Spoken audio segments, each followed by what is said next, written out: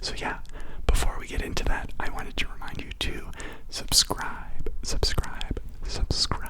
to my channel and click the notification bell so that you can be notified every time I upload, which is every Tuesday and Friday, 2 times a week. So yeah, I hope you enjoy this video, and if you're ready to get into some close-up plant sounds, go ahead and leave a like on the video. Alright, let's get into it for some tingles.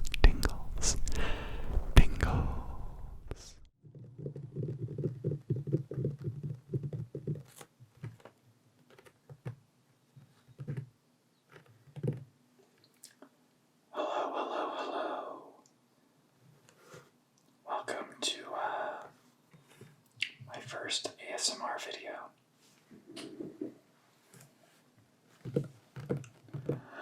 I've been watching ASMR for some time now, pretty much every night since 2012. It helps me relax and it helps me sleep, and I've always wanted to try making ASMR videos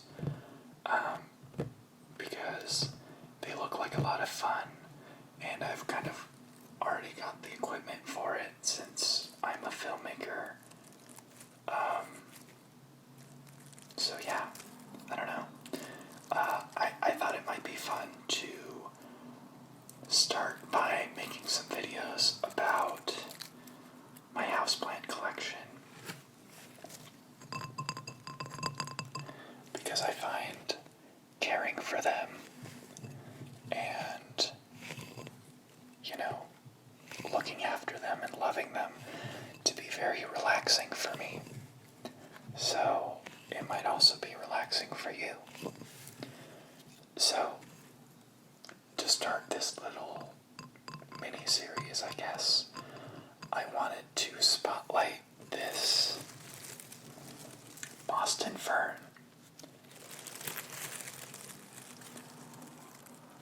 It's a pretty easy plant to care for. I love the rustling sound it makes. I find it very soothing. I kind of find the rustling of leaves in general very soothing.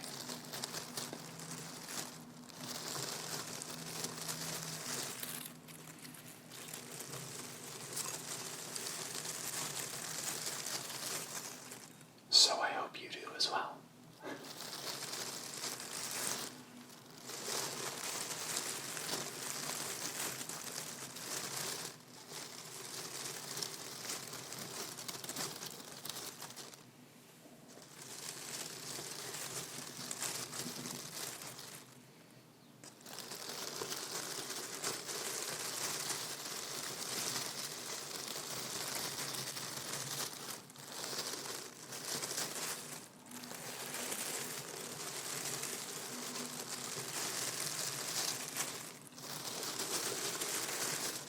I bought this plant pretty small. I bought it from Trader Joe's of all places. And I bought it almost a year ago there. And a lot of the fronds, which are these branch-like things, they're not really branches, they're a hybrid between branch and leaf almost. Anyway, these fronds were pretty small and not very long at all.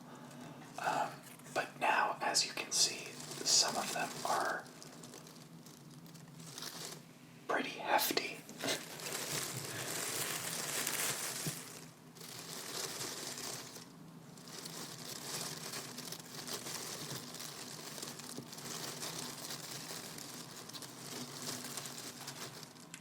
Also, I feel like this is a cliche amongst ASMR videos, but if you can hear any of the noise from outside, I'm sorry.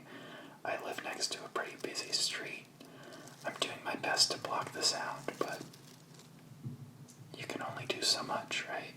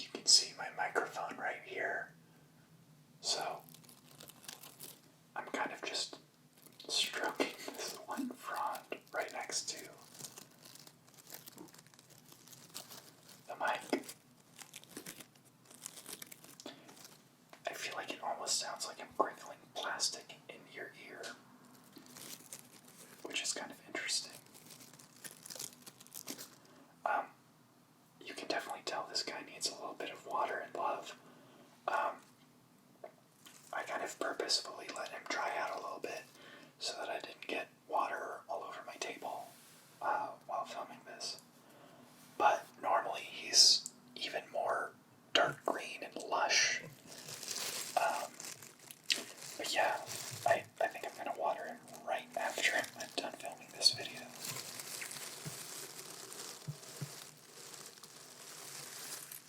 It is pretty normal though for ferns to shed a little bit. I mean, that's just kind of what they do. But yeah, you can see maybe some of the browning here. So it just needs a little bit more water.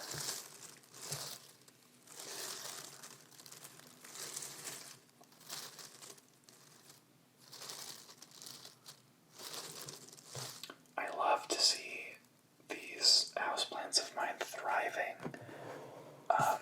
because definitely in the beginning when I was collecting houseplants, I was not great at researching, and I just kind of bought things that looked cool. Which, I mean, more power to you if that's how you want to do it. But I ended up with a lot of dead plants, and I was feeling very discouraged. So before buying this guy, I decided to do research about what he needed. And that's fairly low light or indirect light, if it's bright, and a lot of watering and humidity. So seeing new growth like this is really encouraging.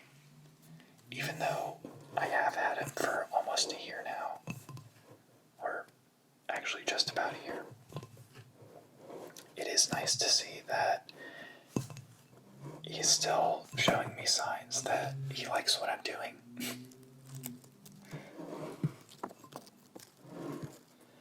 For example, these things, I don't know what they're called. I should have maybe researched that before filming this video, but you know, that's okay.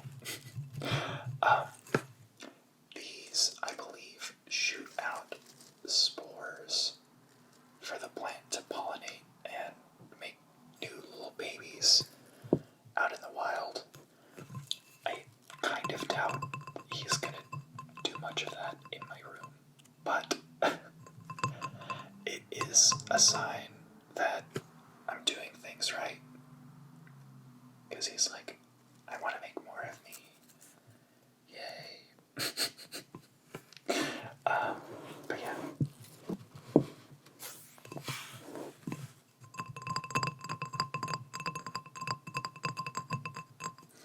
I still have him in the pot that I bought him in, which is this salmon colored kind of ceramic pot with a gray accent at the bottom, which I kind of love because it matches my room. So that's nice.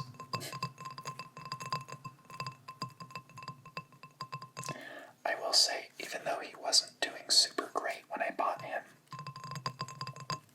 Trader Joe's is really good at picking out some nice decorative pots. I mean, they're not a nursery or a garden center, so I can't really expect them to be, taking super awesome care of their plants all the time. But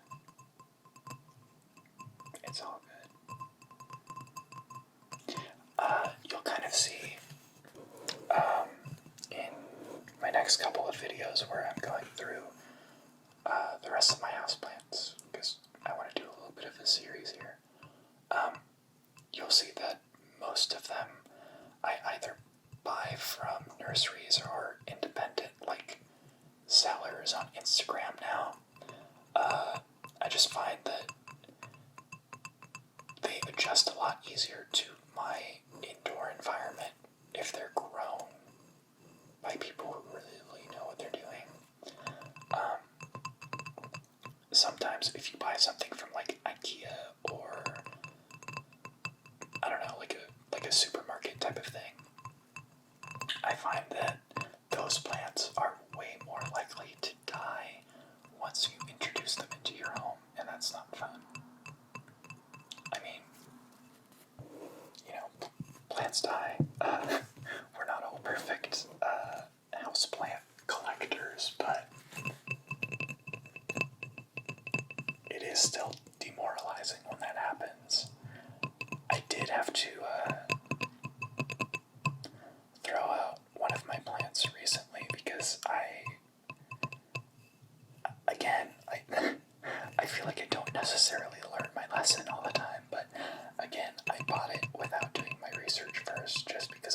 so beautiful.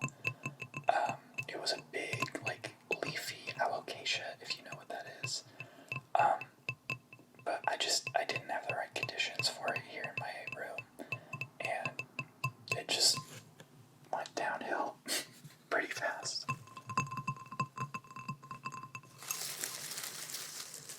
But yeah, this guy's doing amazing. And I will say, if you're looking for a houseplant, now that we're all kind of in quarantine and stuck indoors. Oh, dry leaf there. Let's get him out of there.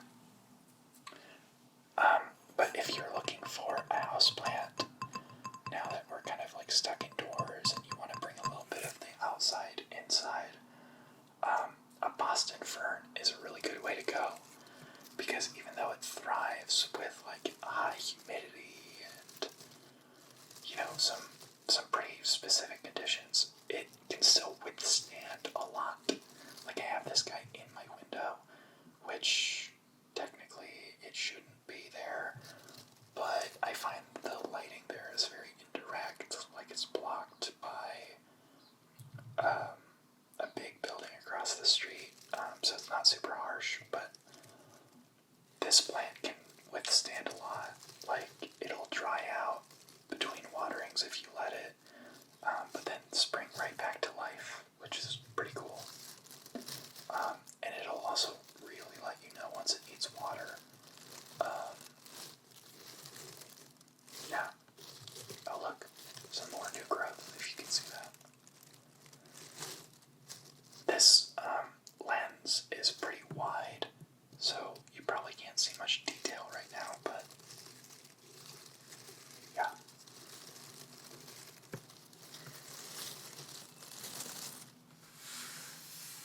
Oh, let's get that guy out of the shot. That's not very aesthetic. Not that that really matters, but you know.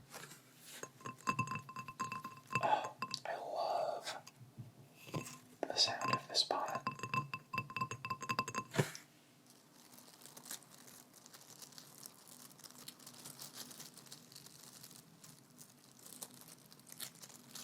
By the way, if you're watching this, let me know, comment below if you want less of me talking in these videos and more making sounds, because I know people are very specific about that. Like me, for example, when I'm listening to an ASMR video to go to sleep, I love a lot of talking because it kind of like helps my mind not wander too much. But it's kind of the opposite for other people. So let me know what you prefer if you're watching this video. Also, let me know if you have any houseplants or if there's any like specific videos you want to see with these houseplants. Like I don't know, let me know.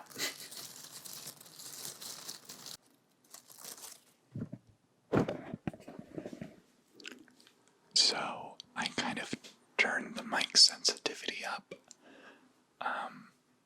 and I kind of want to get in a little bit closer with the mic to these leaves so you can hear them a little more intensely.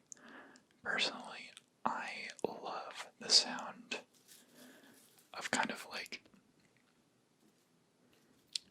I don't know, sound detail, if that makes any sense. So I'm gonna go ahead and go in a little bit closer with this mic. So let me know if that's something you enjoy or if it's a little too much.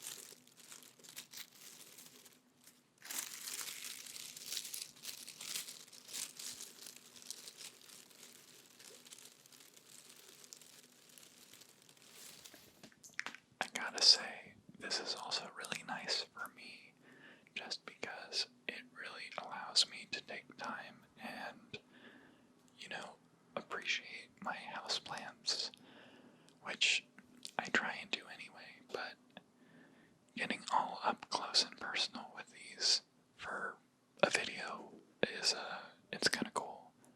I haven't really dove in, I don't know. I haven't really gone in depth with a lot of these plants sometimes, so this is really nice.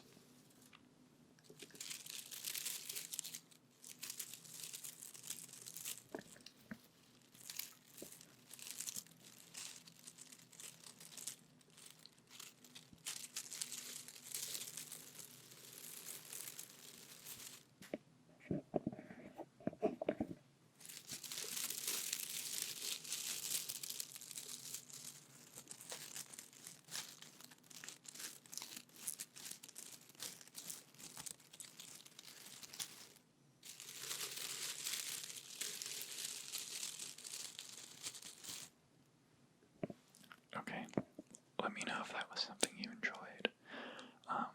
I want to bring the camera in closer so that you guys can see some of the details that I was talking about earlier. So, yeah, let's do that. Okay, so now we're in a lot tighter.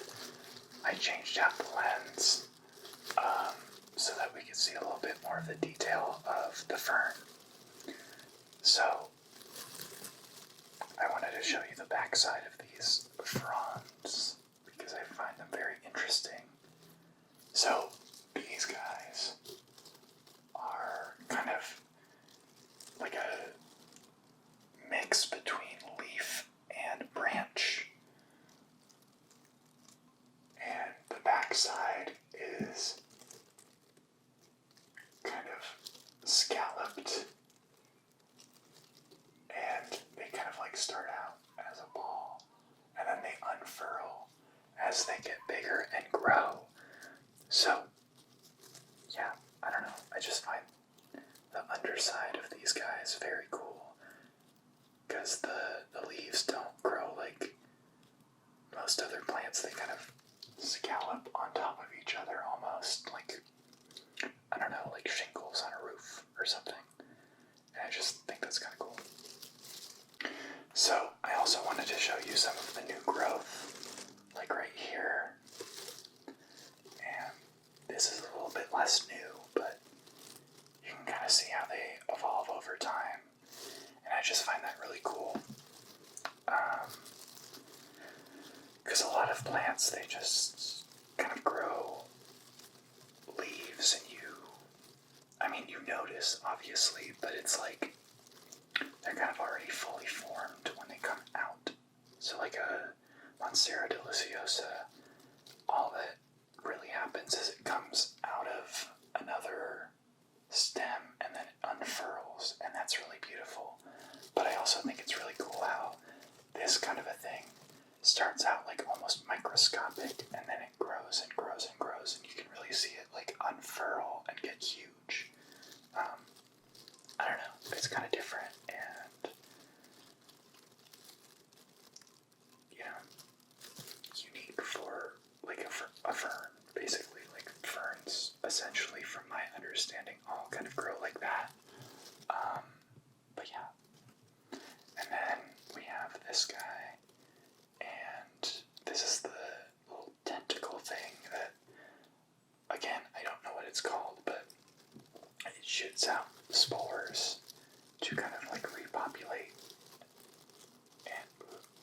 and you can kind of see there those like white hooks on it. I think those are the spores, or that's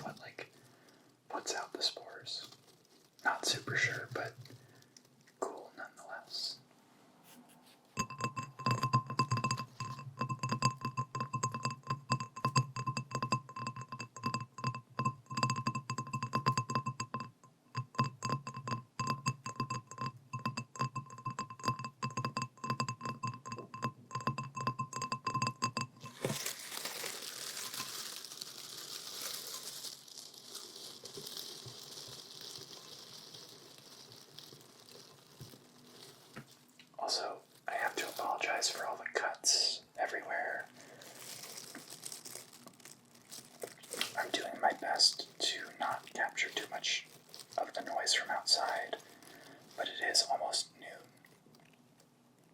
So I didn't pick the best time to film, but I will do my best to film earlier in the day or like at some point when it's not super busy outside.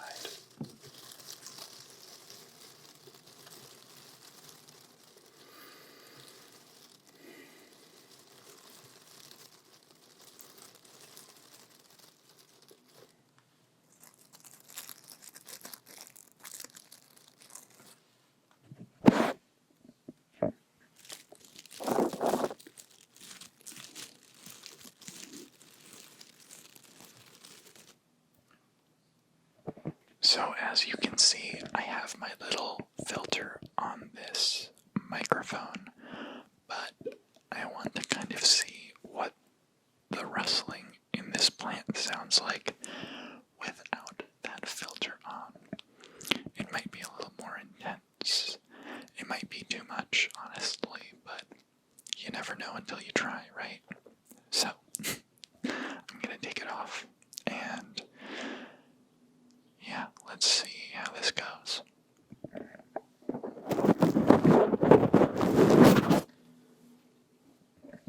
I should have maybe taken my earphones out when I took that off, because that was very loud.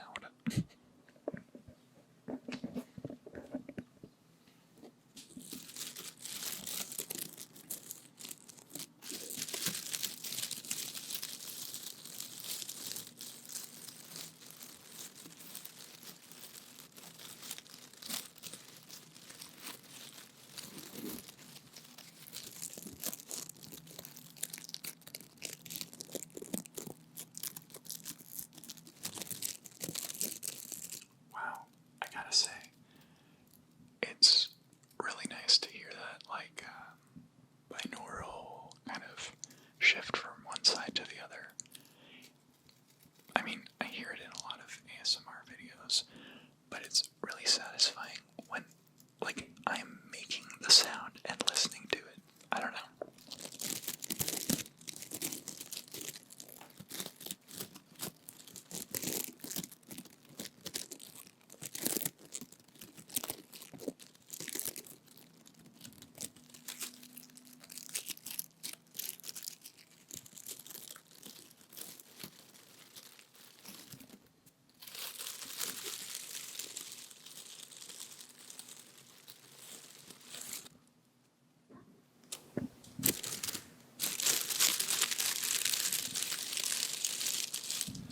Whoa, that's pretty intense.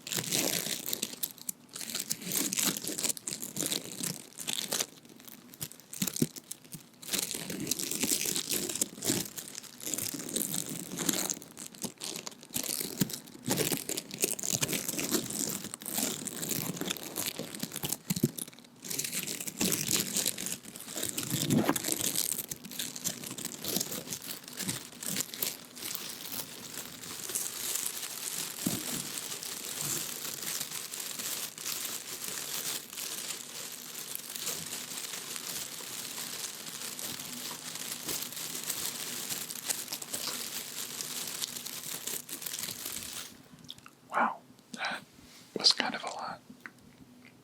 I enjoyed it. What did you guys think? Are you fucking kidding me?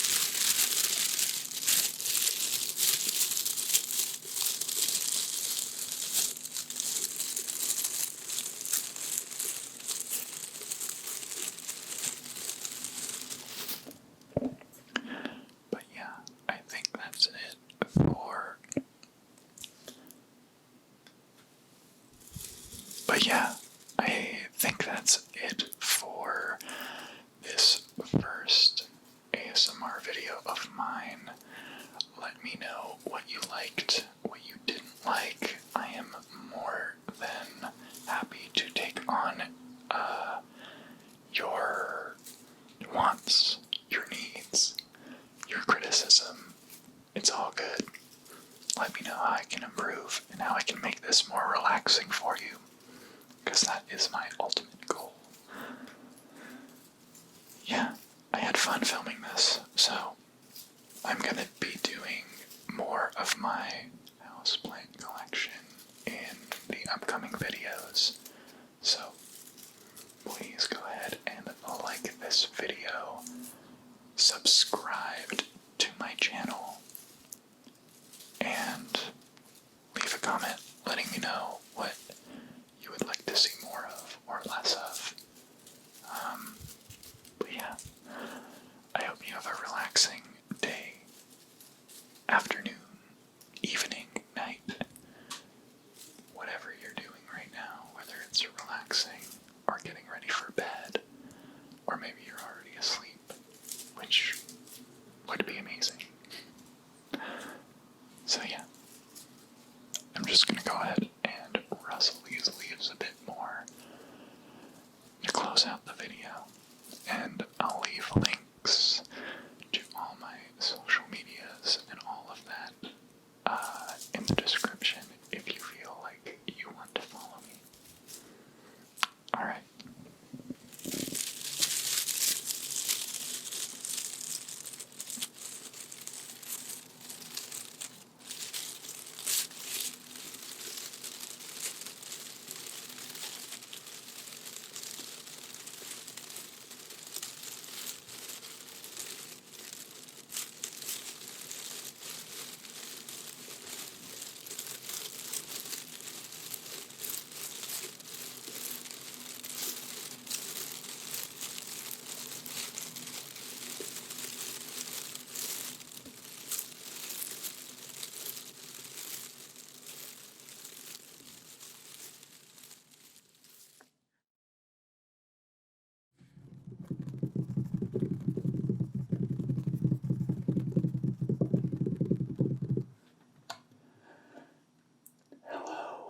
Hello, and welcome to another ASMR video on my channel.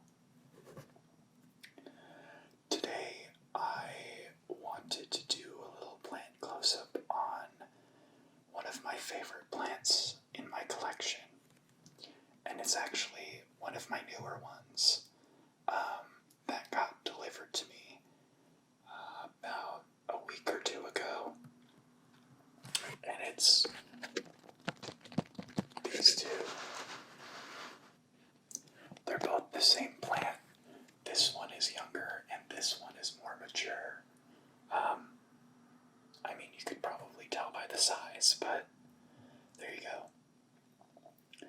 So, both of these plants are known as alocasia poly. I know it has a different scientific name, but honestly, I don't know what that is, and I kind of prefer to call these plants, or like really any house plants, by their common name anyway.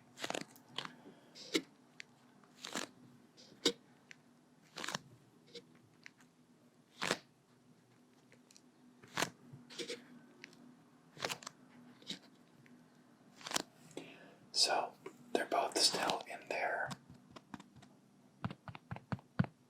nursery pots made of plastic. If you saw my last video, which I'll link above and below in the description, that had a ceramic pot, which I loved the sound of when I tapped it. And this is definitely a different sound, but I still kind of find it satisfying, just in a different way.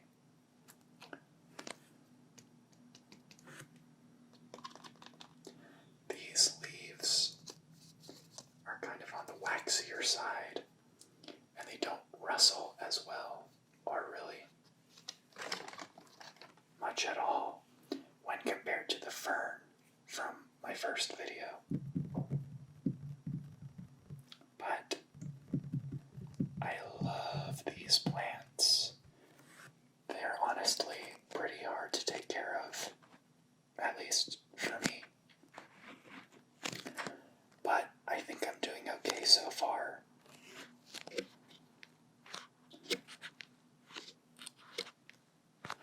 I've owned one other alocasia in the past, and its leaves were much thinner than this one.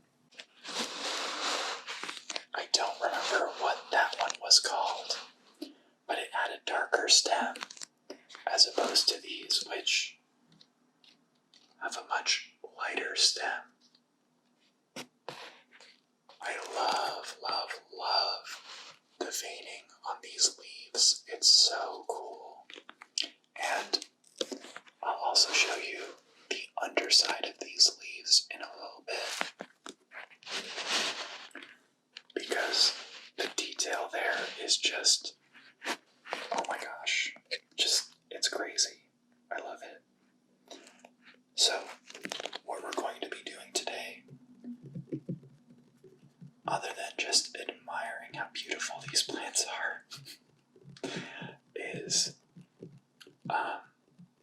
I need to clean these leaves.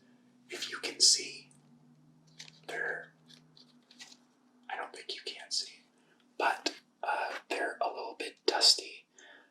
I haven't cleaned them since getting them in the mail.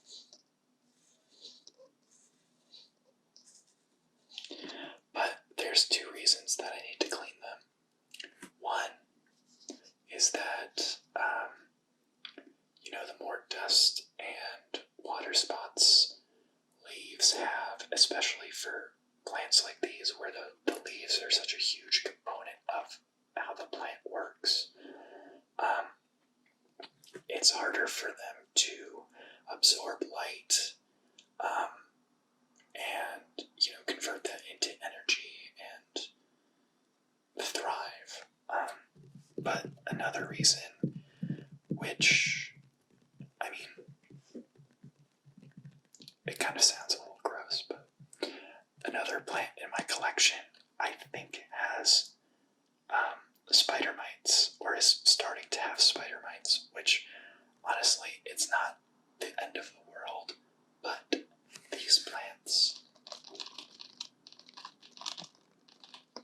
are infamous for having, like, a spider mite problem, or attracting spider mites. And my last alocasia that I had, I want to say probably died because of spider mites. I'm not sure if that's actually true, but I think that's what happened. And since these guys are new, I wanted to make sure that they're doing okay. If you can see, this plant right here is much bigger than the frame can hold. So when we get to the leaves of this one, I think I might try and zoom it out. But, yeah, so I have some soapy water and a bunch of Q-tips. And I'm just going to be going in and scrubbing off all the dust and just stuff that's on these leaves. So yeah, I hope you find this relaxing, and let's get started.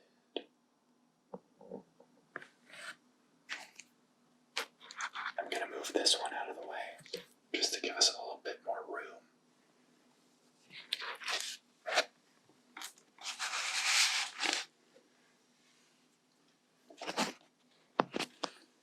Oh, and I also have a paper towel, just in case. Okay. Oh yeah.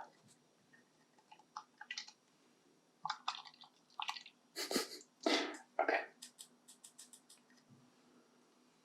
Let's get started on this leaf right here.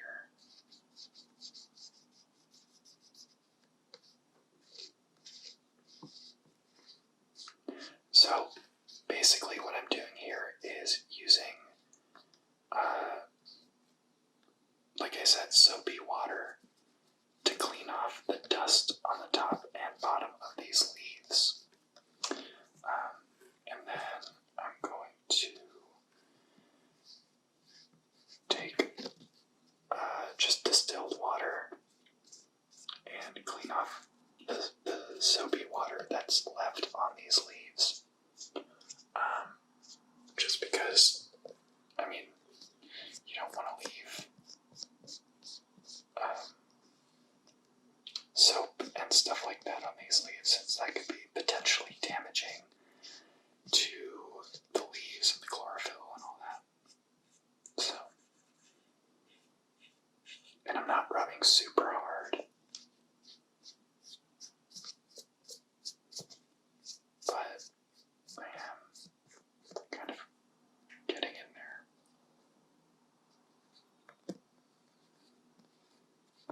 Again, like I said in my last video, I'm sorry about some of the background noise there, but honestly, it just kind of is what it is. I did try to film this last night, but if you're aware of what's going on in the world, yeah, you know, there was some loud protesting going on, which I'm all here for, but I mean, that's not really going to make a great ASMR video. Yeah, so.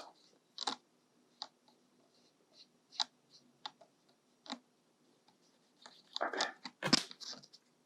So that's kind of this first leaf cleaned off for the most part. You probably, here, let me try. Can you kind of see? That's just from one leaf.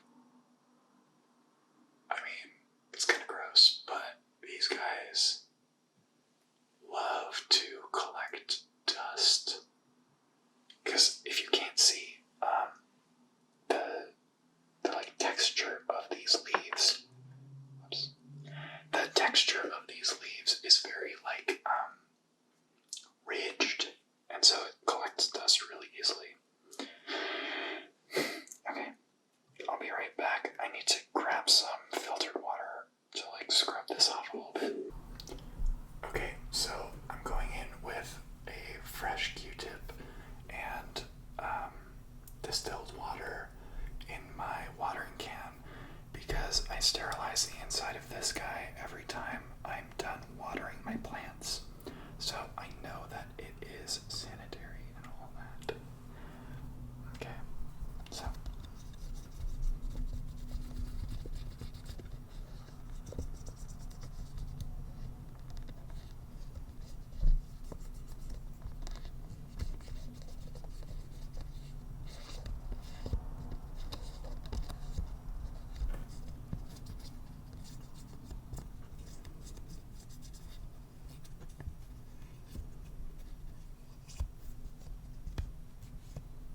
Okay, so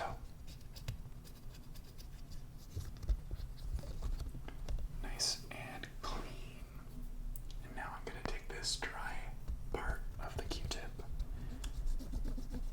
and go over it one more time.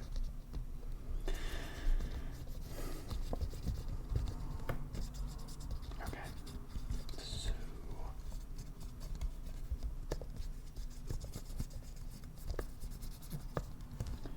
now I'm going to go in with this paper towel.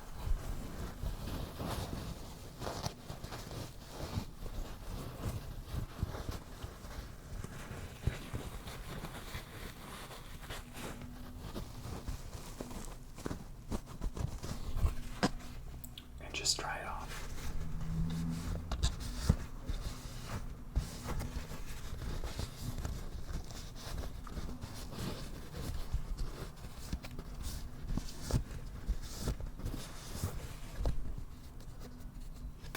Okay, so you probably can't see a huge difference on this one because this leaf is so far away from the camera. But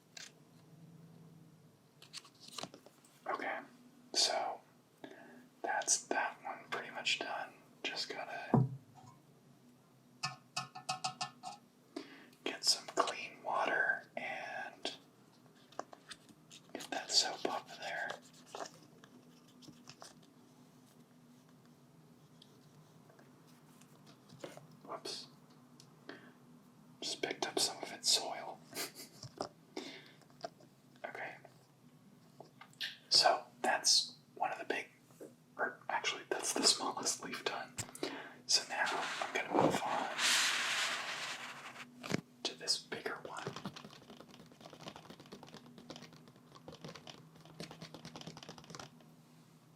Okay, so new Q-tip.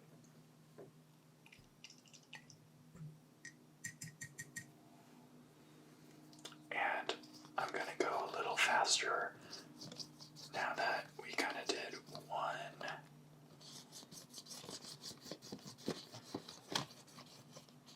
And honestly, this is my first time doing this for these two plants. And if I had access to, a garden center or something, I would probably just pick up like a normal plant soap or pesticide or whatever. Something organic, just to not be too harsh on these plants since they are pretty sensitive. But, quarantine and the pandemic are kind of making that a little difficult. So, that's not really an option for me right now.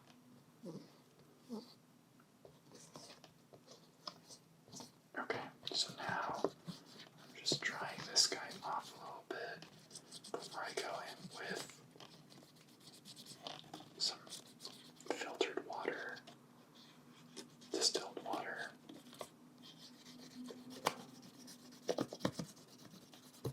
Okay. You can't really see.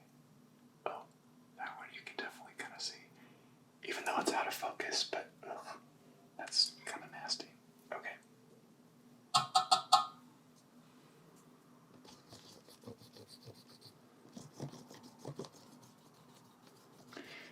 And you know what?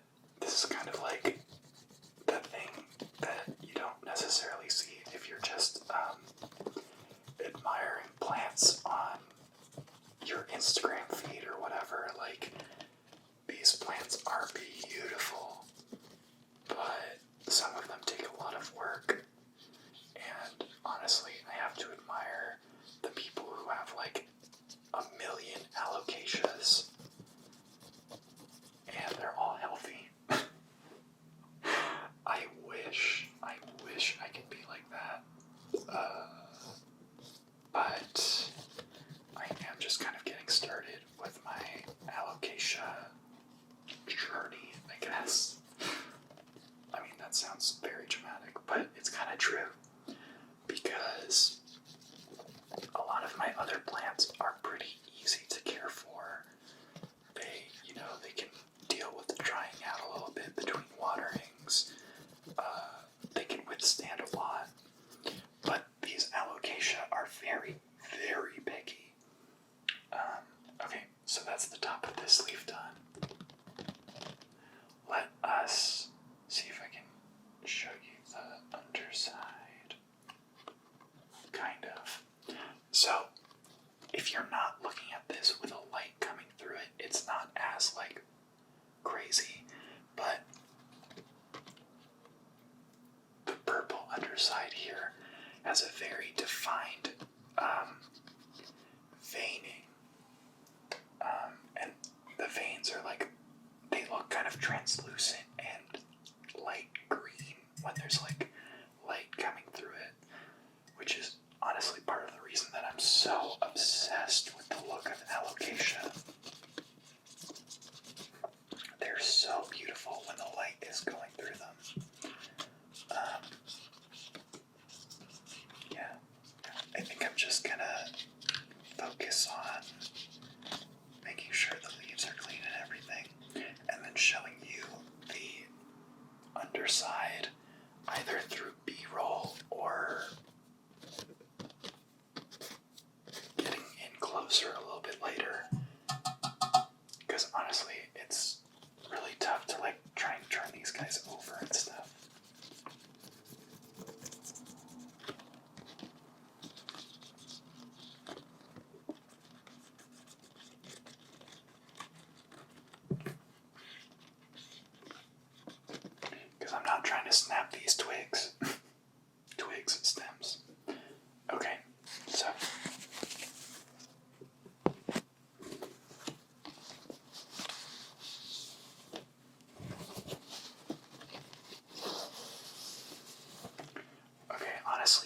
wasn't super dirty because the ridges aren't super crazy like on a lot of the other leaves. Okay.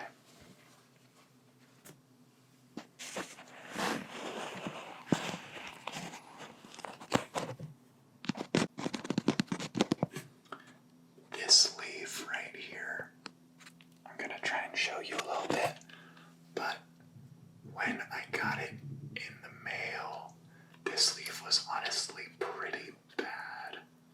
Like you can see some like holes in it, and it wasn't looking super hot. And I mean, it's not getting any better necessarily, but you know, it's salvageable definitely.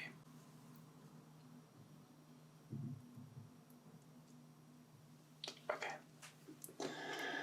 New Q-tip.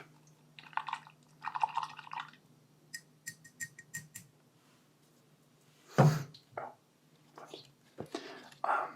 And you can definitely see some spots on this leaf, but I don't think they're from any pests or anything. They honestly just kind of look like damage from the shipping process. And I mean, that's kind of to be expected on some level for a lot of these exotic plants because, like, obviously they're not meant to be shipped. They're meant to just chill out in the jungle and shit. But,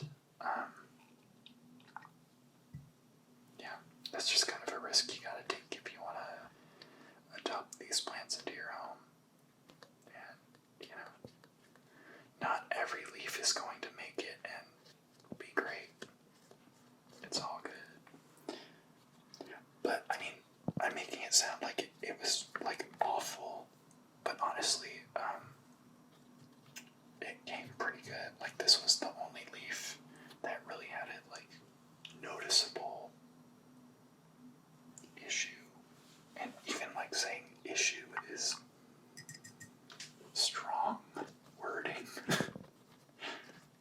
It's pretty alright.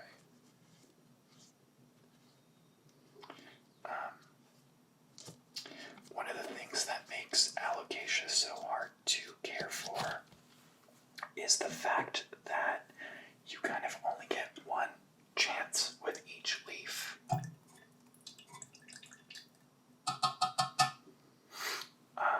Meaning that if you see a stem or a leaf kind of going and turning brown, you can't save it, or at least not that I'm aware of. Like, most of these, if you see a problem with it, you just kind of gotta let it die. And then, you know, remove the leaf and hope that it can manage.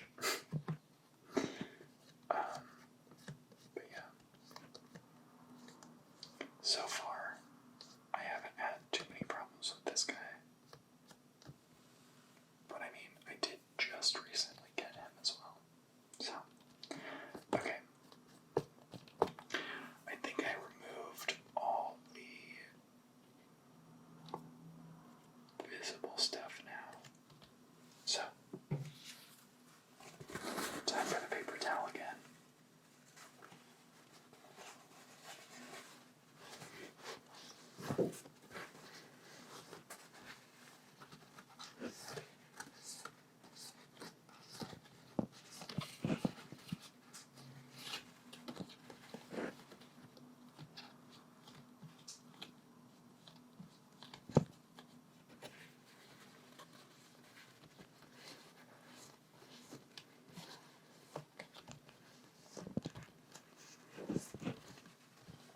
And do you see how, like, ridged and textured these leaves are?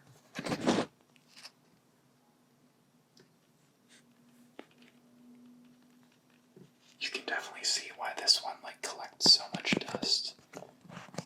Okay, so onto the bottom of this leaf.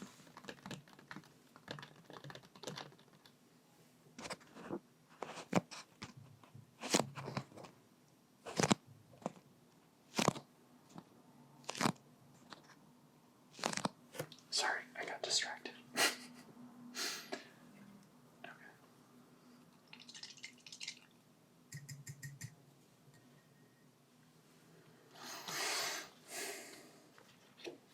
Oh well.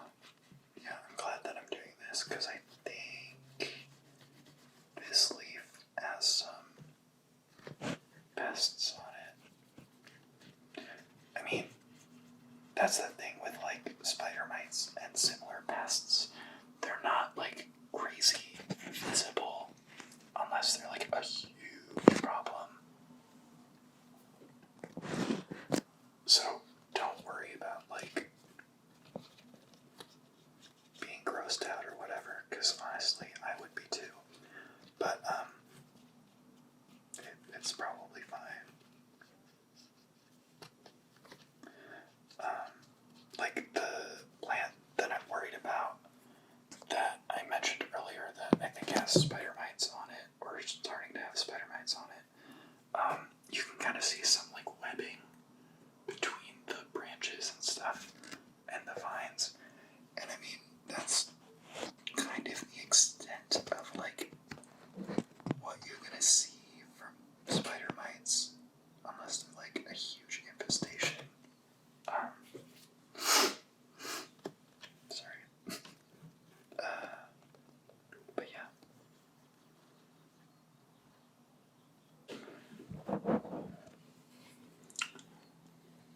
Sorry about that. I don't know how far we got into the video, but I looked up at my monitor a minute or so ago and realized, oh, my camera stopped recording because my battery was overheating. So, I'm hoping that we got a good amount of footage. But if we didn't, sorry about that.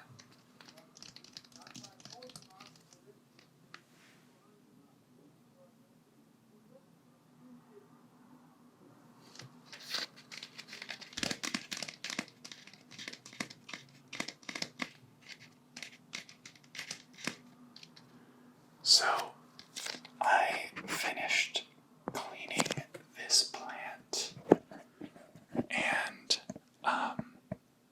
making sure that there was no soap left on it. So, yeah. I don't know, that was nice and relaxing for me. I hope it was for you as well. And I'm going to be moving on to the next alocasia poly that I have in my collection, but it is pretty big in comparison. So, what I'm going to do is try and zoom this out as far as possible so that we can get the plant in the frame. So,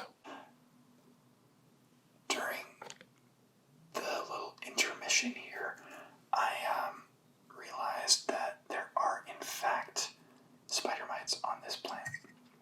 It's not super serious yet, but I saw one crawling around on there, which means there's probably more. So, I'm gonna get cleaning, and yeah.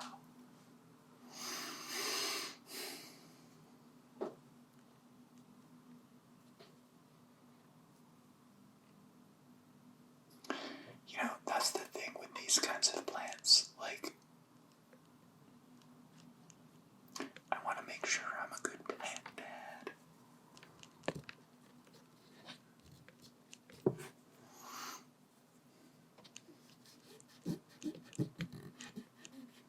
And honestly, even if I do fail and this plant gets taken over by Spider-Man,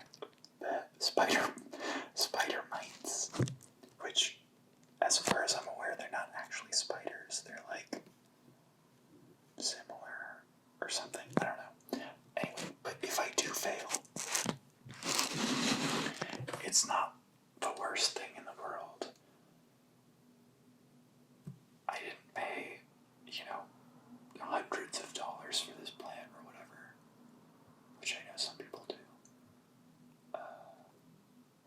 this one specifically, I just kind of mean in general. But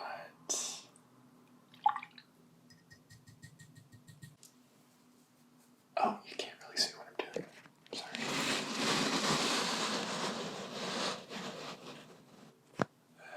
Maybe now you can. I don't know. But yeah, one of the things about these like very cool looking plants is they come with a trade-off. You know what I mean? Like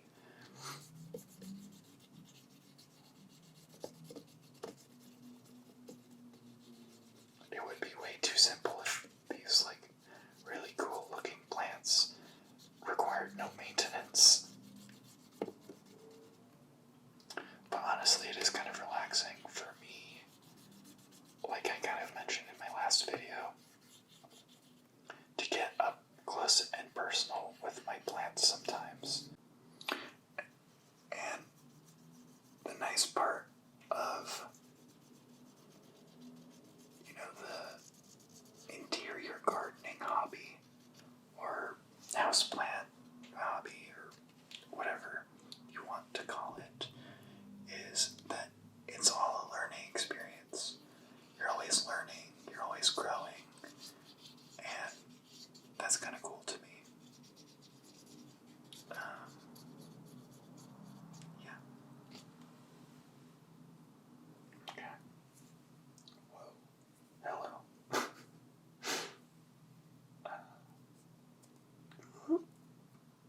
Let's see if we can shape this again. I guess that works. Okay, so during that little intermission while I was setting up the camera angle, I kind of came across some of these little pests. And I didn't get it on camera, but honestly, I don't think I would have included it in the video anyway, because I know some people I know for example, would kind of be grossed out a little bit.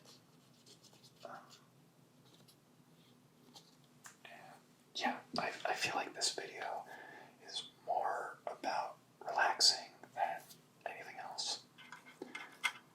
So,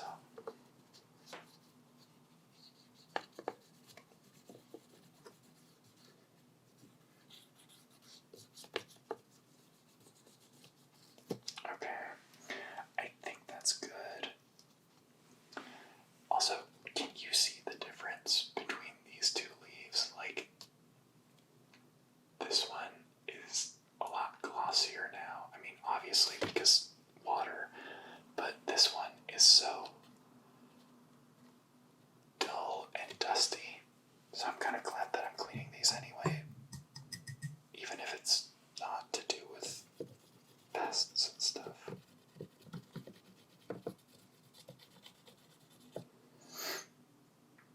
And I'm definitely being a little rougher with these larger leaves because, like, they've seen some life. They're not babies. Not that I condone violence towards plants. But, yeah.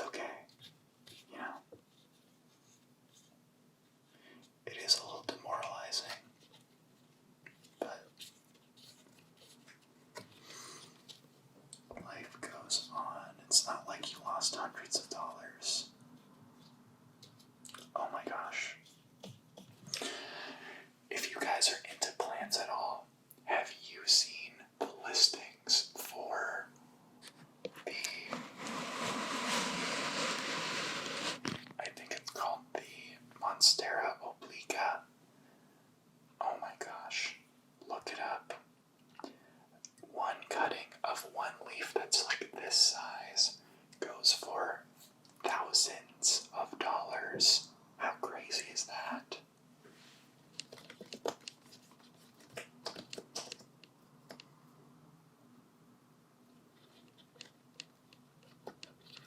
It's super rare, and like only a handful have been found in the wild, so that's why the price is like that. But still, that's, oh my gosh. I could never.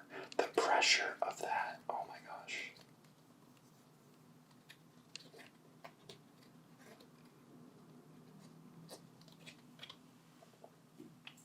By the way, if any of you out there are a little more knowledgeable than me about how to get rid of spider mites and stuff like that, please do let me know. I mean, like I said, I would love to use a pesticide, but I don't have access to that at the moment because of COVID and all that.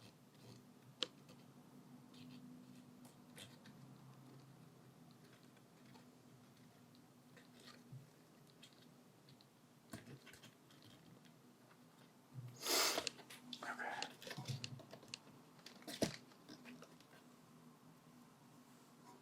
Wow. Yeah, like I said, these little crevices in here, which you can't see because there's a leaf on top of it. But these crevices are getting real dusty. Oh my gosh.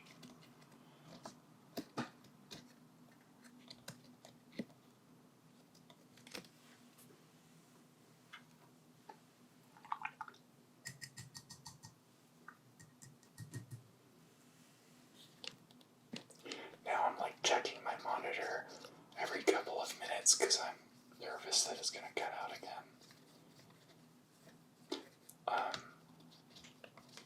Yeah, that's kind of the one issue I have with this camera that I use for these videos. It cuts out without like really making a sound or anything. So that's annoying. I do have another more professional camera, but honestly, the file sizes are insane, and I don't really want to deal with that for ASMR videos just yet. If you guys are interested though, and you would like to see, like, maybe my film, like my setup for like filming stuff for clients or whatever, like stuff for my actual job, I could also do videos on that. I don't know. Let me know. There we go. Gotcha. Yeah, I just found like 2 or 3 spider mites on the bottom of this leaf. They're just little specks. It's not super gross or anything, but you know.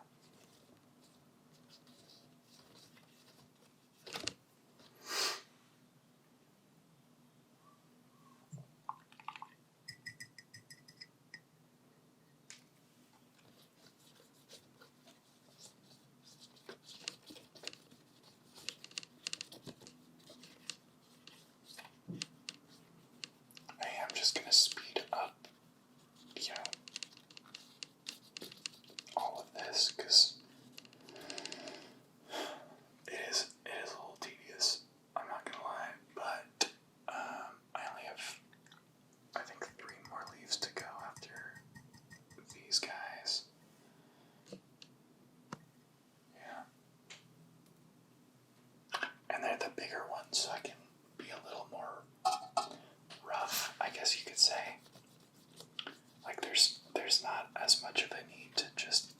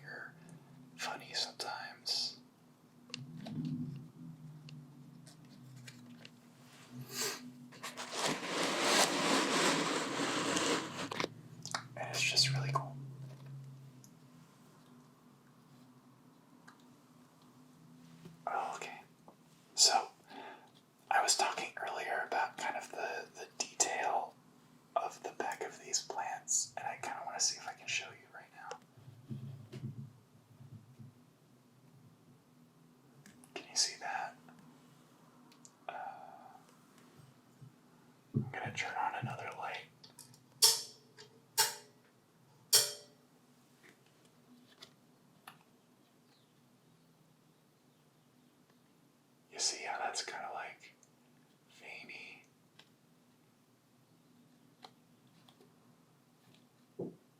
I love that. That's so cool to me. Okay, so that's these leaves clean, as far as I can tell. I'm just gonna get some of the sides off, and then move on to the three big guys on this plant.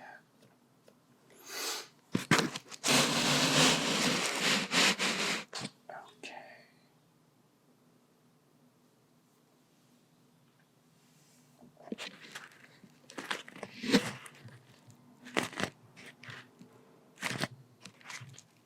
Okay, I'm back with the paper towel.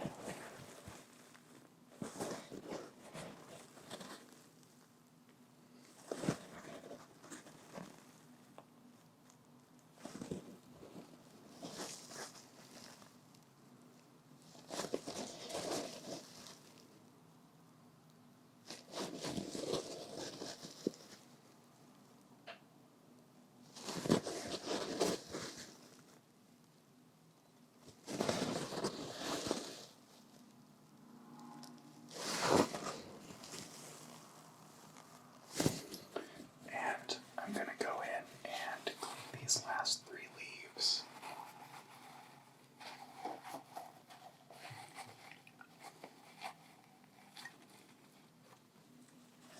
And after that, I'll focus on making some sounds and then close out the video.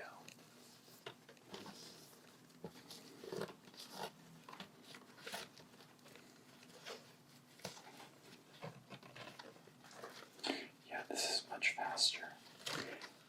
Maybe a little less relaxing, but honestly, I do have other things that I have to do today.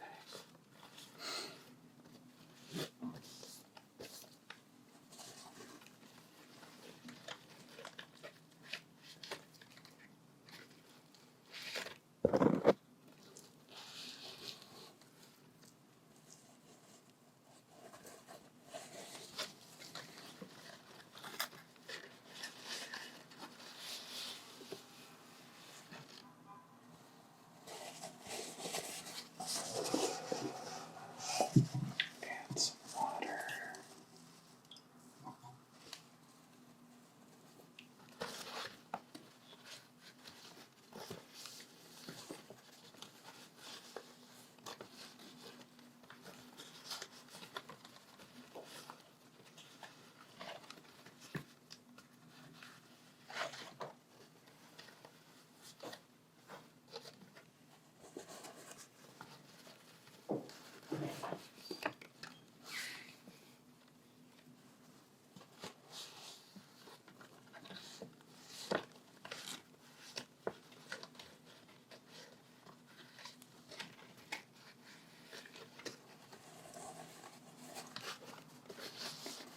And now I'm going to dry off the leaf.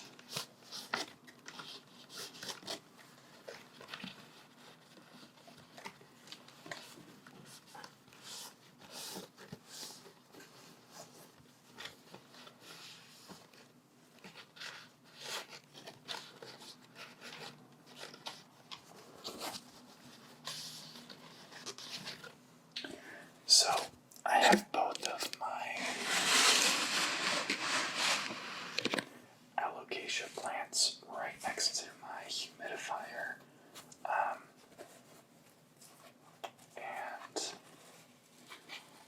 I usually have it on the low setting just to make sure I don't, suffocate while I'm in my room.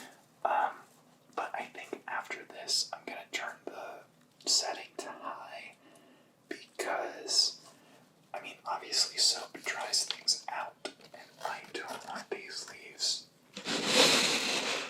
to dry out too much since, it needs a lot of humidity to do well.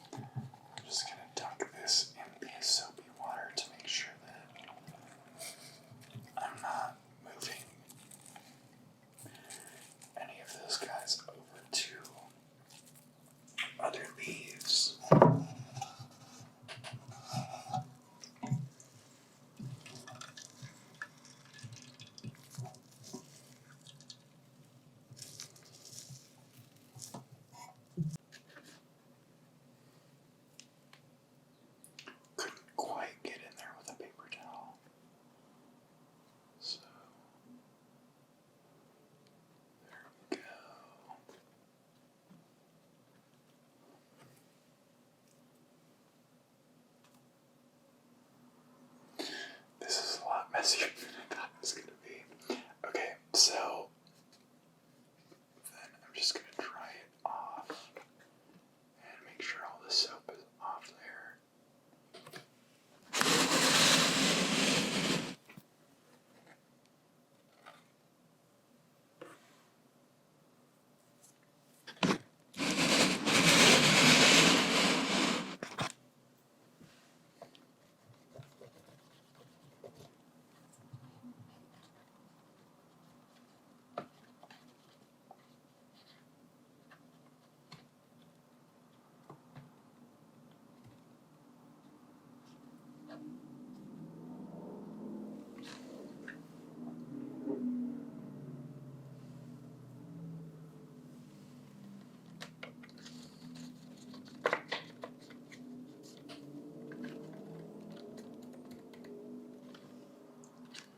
Love all these loud motorcycles. It's pretty great.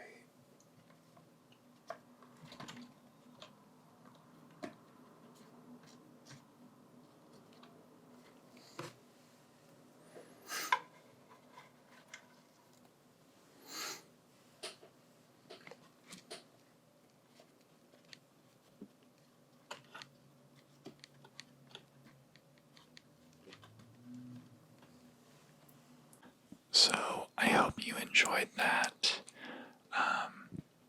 You just watched me clean both my alocasia polys and kind of chat about them a little bit.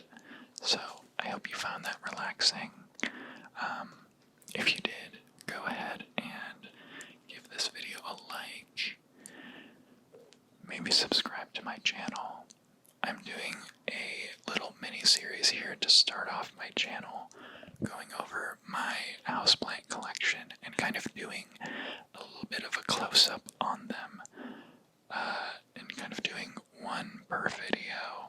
Here I did two, but I mean they were the same kind of plant, so I kind of consider them one plant in a way.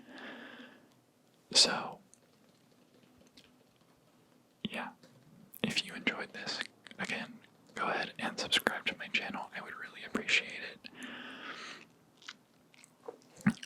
Maybe check out my previous video where I talked about my Boston fern and kind of rustled its leaves and tapped around a bunch. I had a lot of fun making it, and it seems like people who have watched it really enjoyed it. So that's a really nice feeling. So kind of like I did in that one, now I'm going to take off this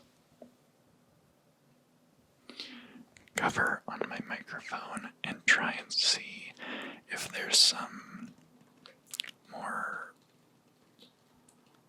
high sensitivity sound that I can make with this plant.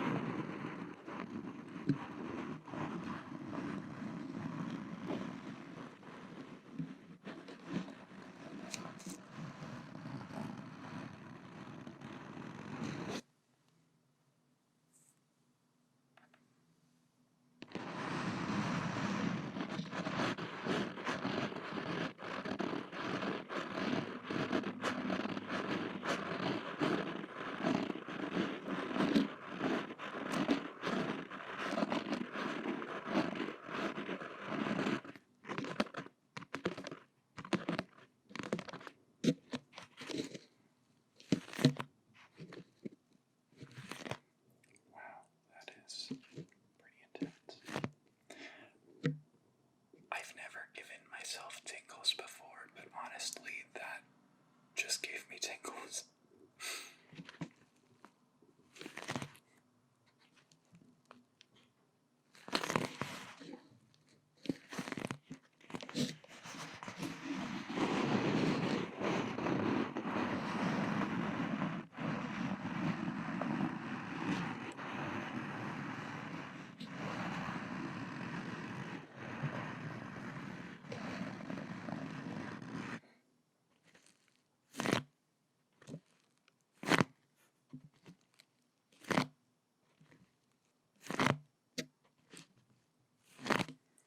Normally my hands are not this sticky, but I think it's the soap from what I was cleaning my plants with.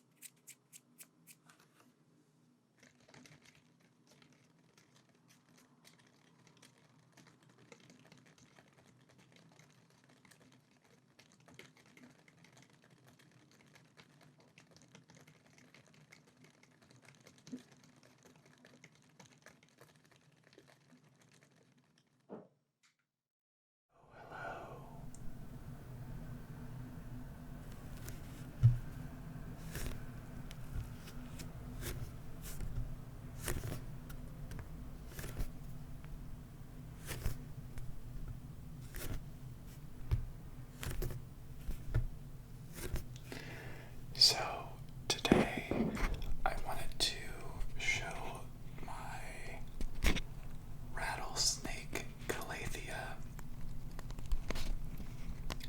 I think technically it's recently had a name change, and I'll try to put it on the screen if I can find what that is, but honestly I probably wouldn't be able to pronounce it anyway.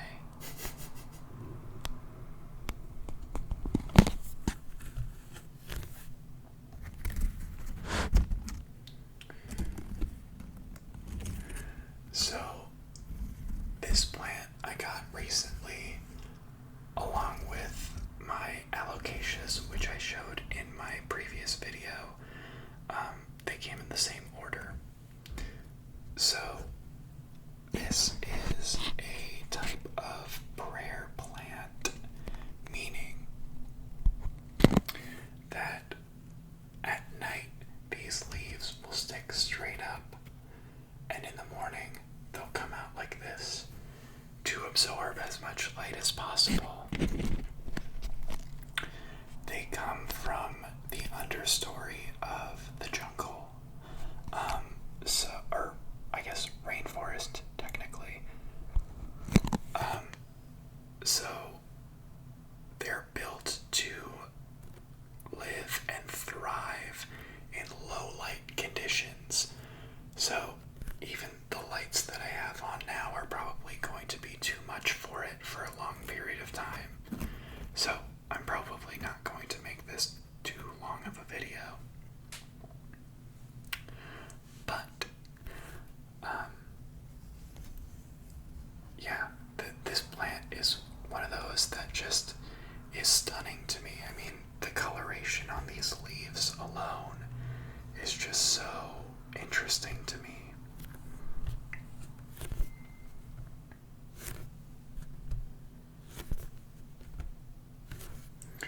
Plus, if you can see, I think you can see for this one, all the leaves have this dark purple underside to them. And that's another sign that this plant thrives in low light. Again, I'm no expert, but what I believe happens with these purple undersides is that when light goes through the top part of these leaves, it doesn't just get absorbed and go through and all of that. What happens is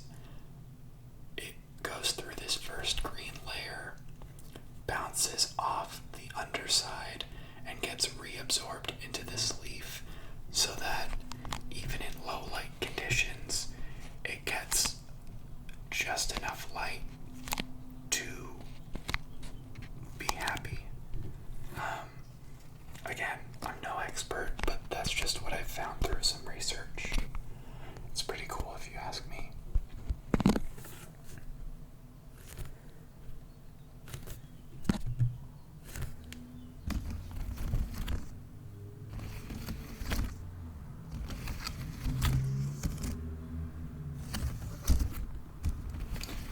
And since these leaves are more on the waxy side, you can tell that they probably need a little bit more humidity than most plants, which is why I have it next to a humidifier.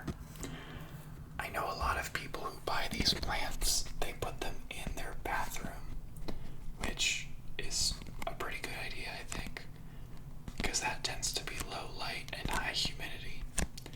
But I don't want to bother my roommate with my plant addiction, so I just got a humidifier for my room, and that's been pretty good so far.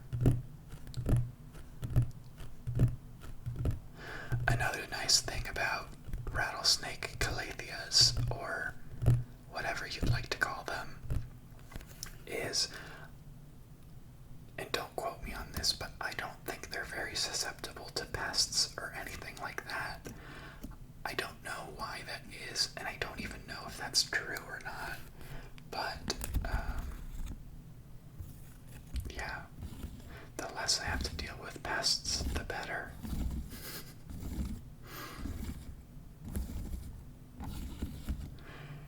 I don't know if you can see, but you can probably hear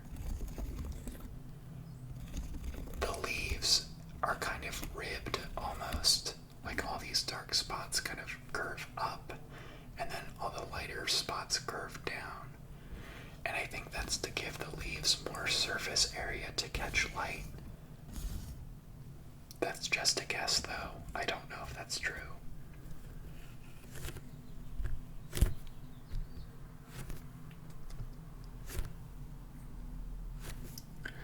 Also, today I'm filming at like 5:30 in the morning because I know that my last couple of videos have featured a little bit too much background noise, or at least for me, too much background noise. So, hopefully this helps.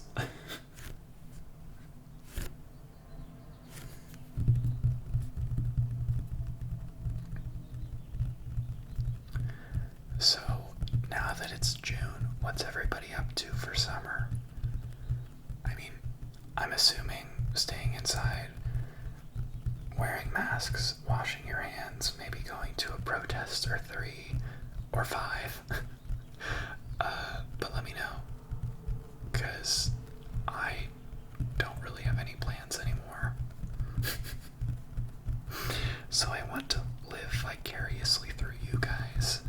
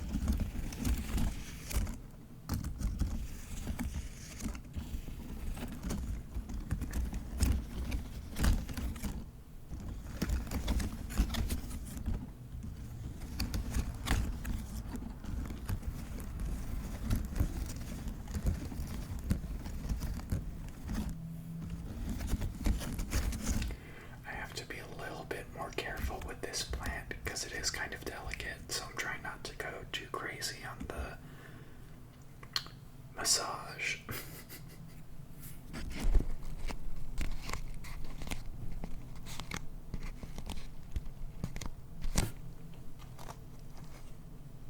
There's some new leaves growing there. I don't know if you can see that, but yeah. This is such a beautiful plant. I love having it on my desk and kind of just seeing it every day. Like, do you see this leaf? It's so long. Oh my gosh. Crazy.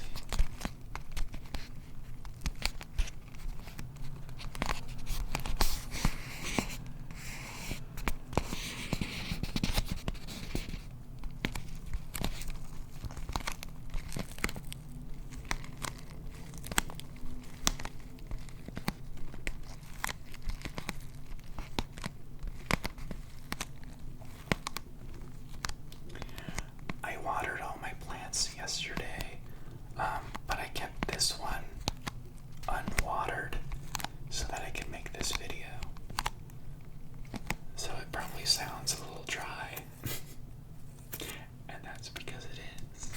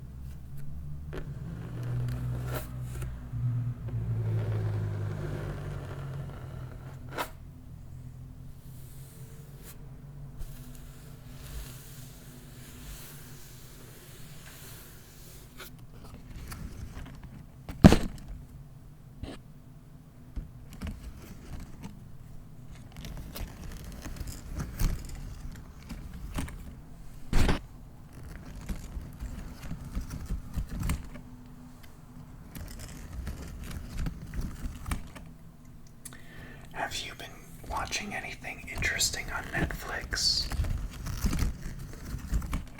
I just yesterday watched, I think it's called Bikram. It's about a yoga guru who is like this crazy, awful person. And I don't know, I just kind of love documentaries about just things that I had no prior knowledge about at all. Like this whole crazy, dark underbelly of the yoga world is just like total news to me. I don't know.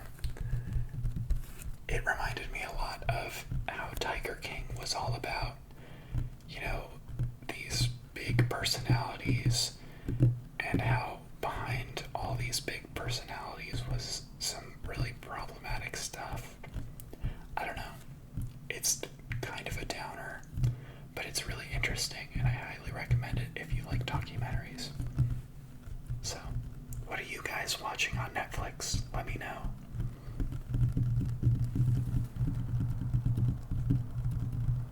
So, I wanted to get in a little bit closer to show you guys some nice detail of this plant.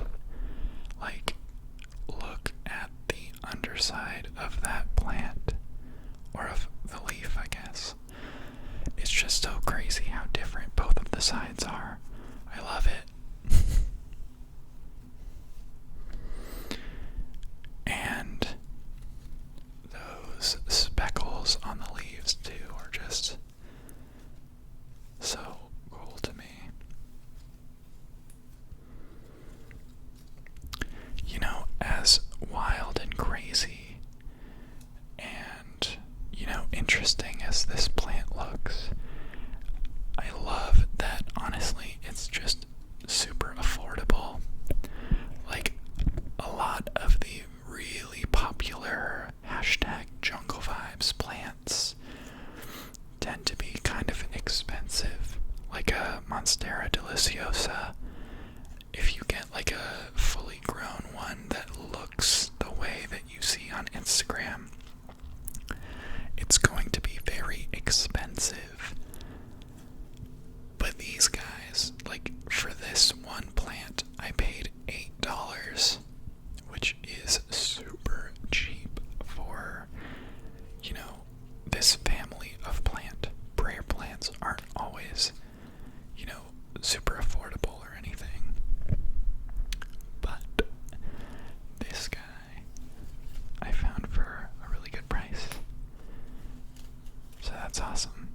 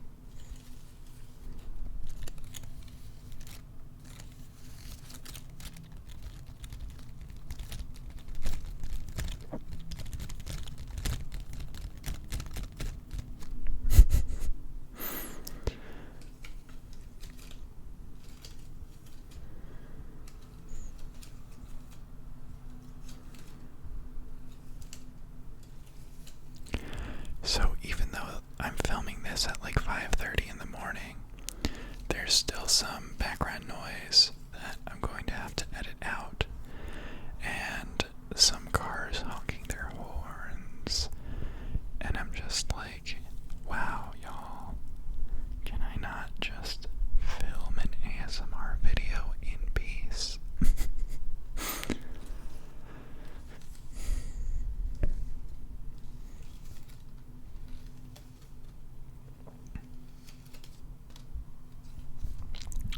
It's nice to see that life is going back to normal, though, or at least the new normal.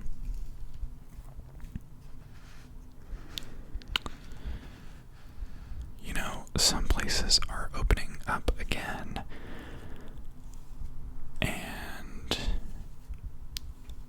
I don't know. I think there's hope for the future, even though it may have not looked like it for a little bit there.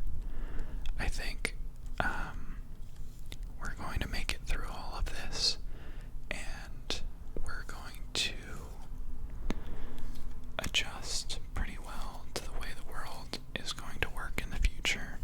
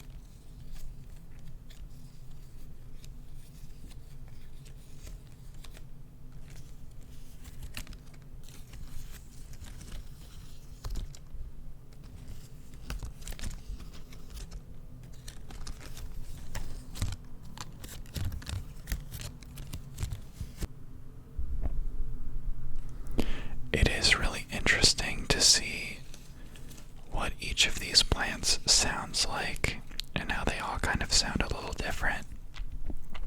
Like with my fern, my Boston fern, which was my first video for this channel. It sounded like a crinkling plastic bag, I think I said. And then this one kind of sounds more like, I don't know, like paper to me.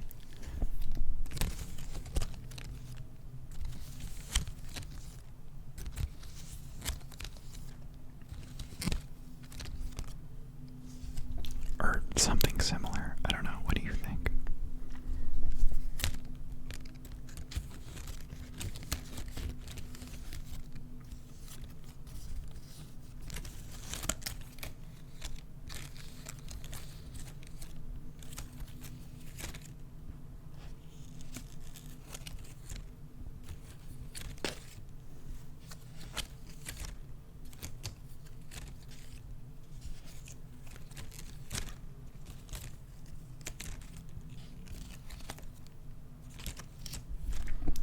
What's really cool about these plants, I mean, other than the way they look and everything, is when they go up and they kind of like fold up and stand up for the nighttime.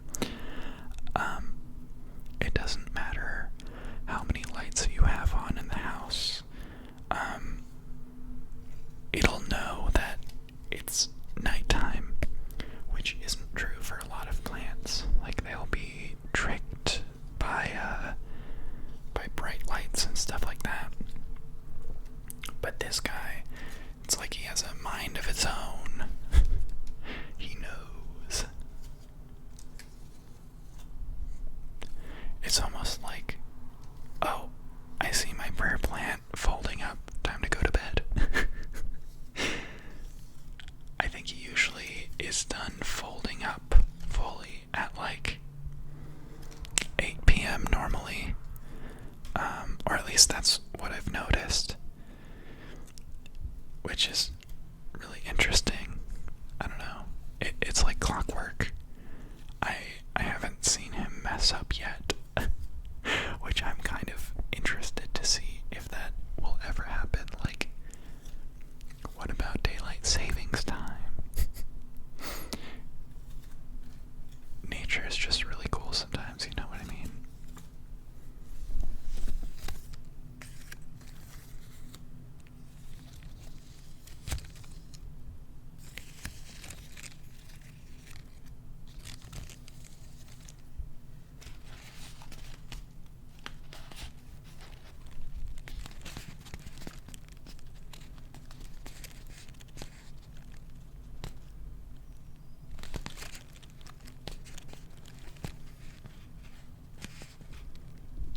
That's a new leaf right there.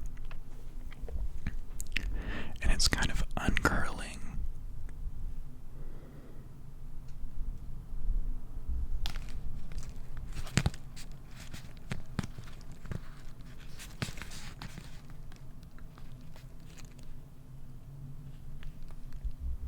Look at how long that leaf is. Oh my gosh.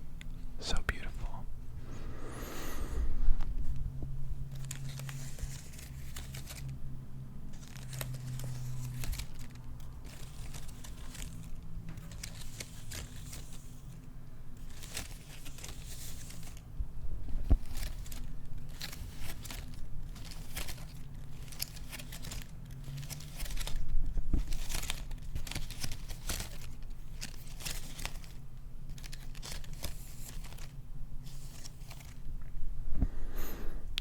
Okay. I think I am going to cut this video a little bit short, or at least in comparison to my other ones, because I'm just interested to see what kind of length of video you guys enjoy the most. For me, I love watching ASMR videos that are like an hour long, because it really helps me, not have to worry about finding another video every couple of minutes to get myself to sleep, and I can just kind of turn my brain off and be like, okay, put on one video and then close my eyes and just zone out.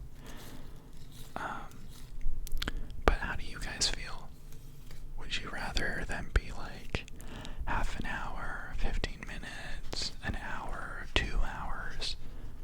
I'm not making a 2-hour video out of these plants. But just let me know what you guys prefer. But yeah, if you guys enjoyed the sounds and the plant and all of that, or my voice, I don't know, do you guys enjoy my voice? If you guys enjoyed anything about the video, go ahead and subscribe to my channel. I try to put out 1 to 2 videos every week, and give the video a like maybe if you enjoyed it. I really appreciate it. So I'm just going to stroke these leaves as we fade out.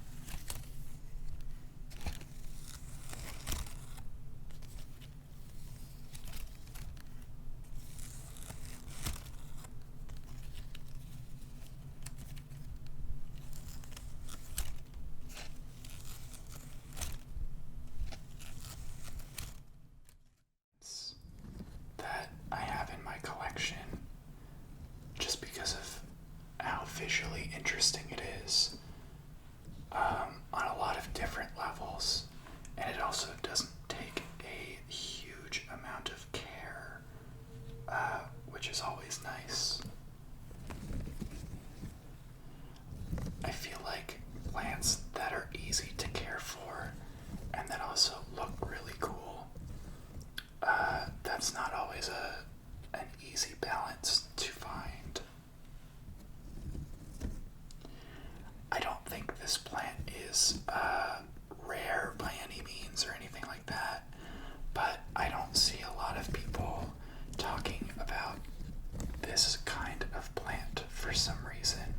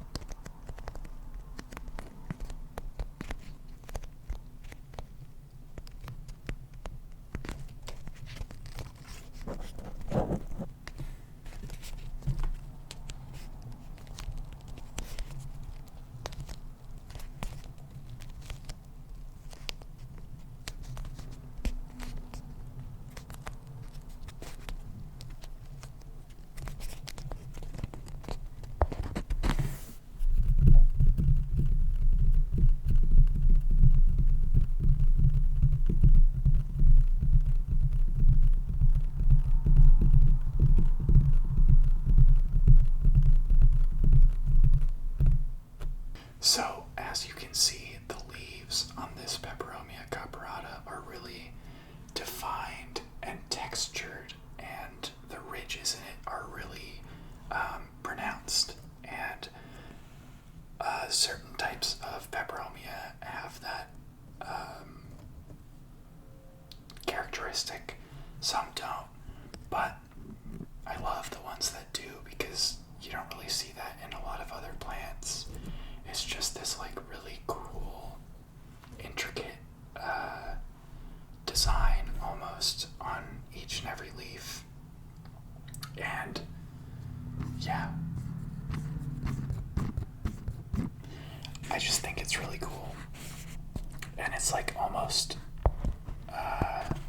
scaly in a way. Like it looks like little dragon scales, which is really cool to me. These leaves are on the succulent side of things, so when you squeeze them kind of like this, you can kind of feel that this is where the plant stores a lot of its water. And you can say the same for the stems.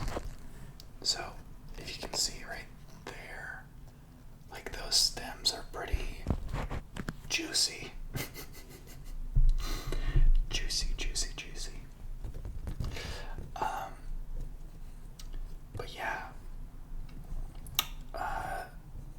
also love, if you can tell, this plant is pretty sparkly almost.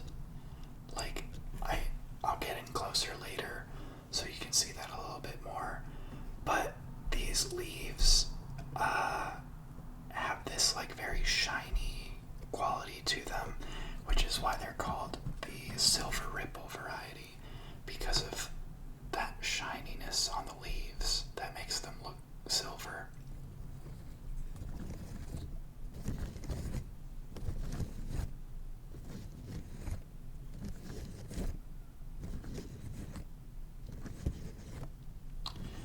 In my previous videos for this little plant close-up series that I'm doing, I've kind of compared each of my plants in terms of like what they sound like to maybe like other objects that you would find in an ASMR video. Like I think I said my Boston fern kind of sounded like a plastic bag that was crinkling.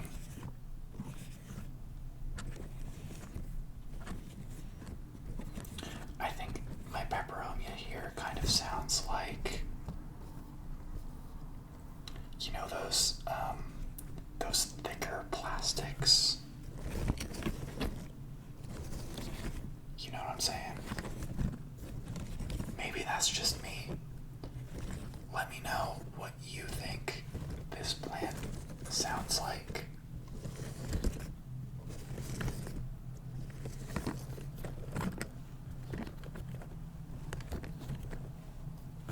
Let me turn it so you can really hear that.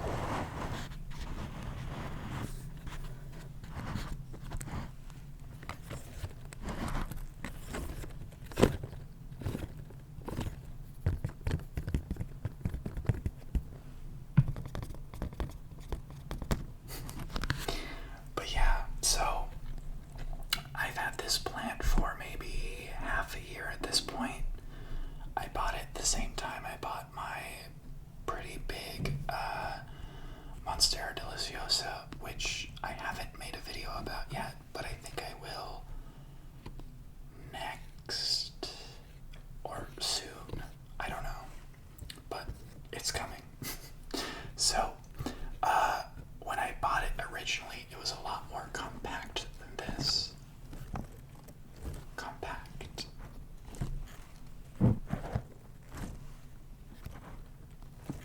Compact. But the leaves that you see on the outside here, these bigger, rounder ones, these are still the same leaves that I bought this plant with. Originally, they were maybe like this size, so you can see they've kind of grown a bit.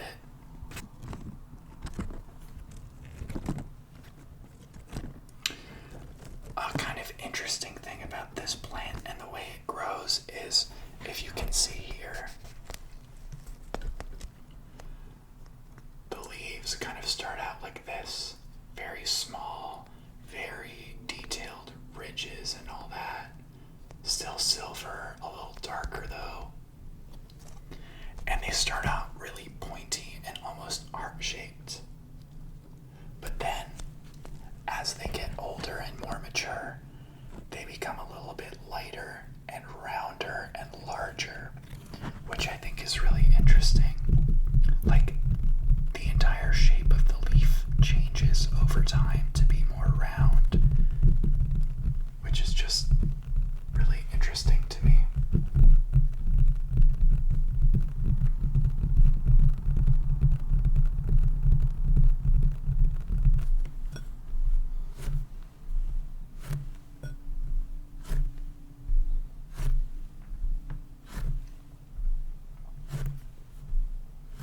I did water this guy a couple of days ago, so it's kind of absorbed all the water, so I don't have to worry about my table getting too wet. Yeah, this guy's been around a little bit. There's some demarcations here of, you know, some mistakes I've made over time. But hey, that's okay. That's what being a plant parent is all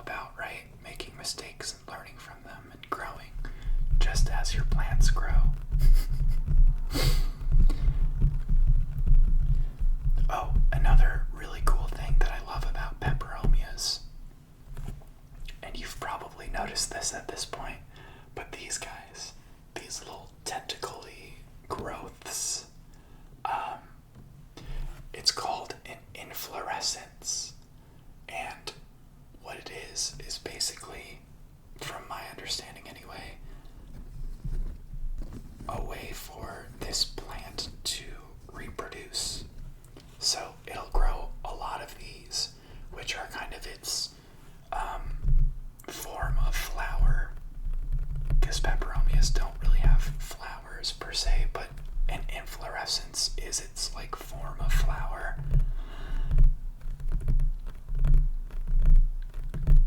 And that's how it gets its spores to further populate the environment with more peperomia plants. And, you know, peperomias aren't super hard to take care of, but getting the inflorescence to come out and grow, and I mean, honestly, this inflorescence is freaking crazy. Like, I don't know if you can see, but here's the plant, and that's how long the inflorescence is right now, and there's more on the way. But yeah, getting the inflorescence to come out and grow and really be prominent, it's not like hard, but it does take a little bit more work than just, you know, keeping your peperomia alive.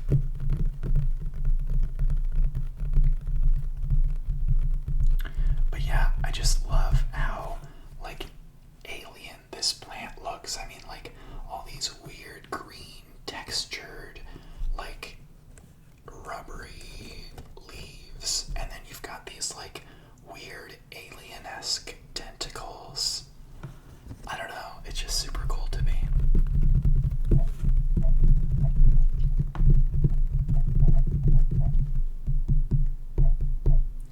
So, I do want to get in a little bit closer so that you can see all the cool details of this plant.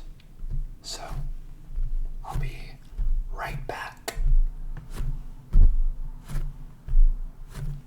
So now we're in a little bit closer on this beautiful peperomia, and I've moved the camera so close that the inflorescences are moving beyond the lens, like they are above where the camera is sitting. So that just goes to show how enormous they've become over time.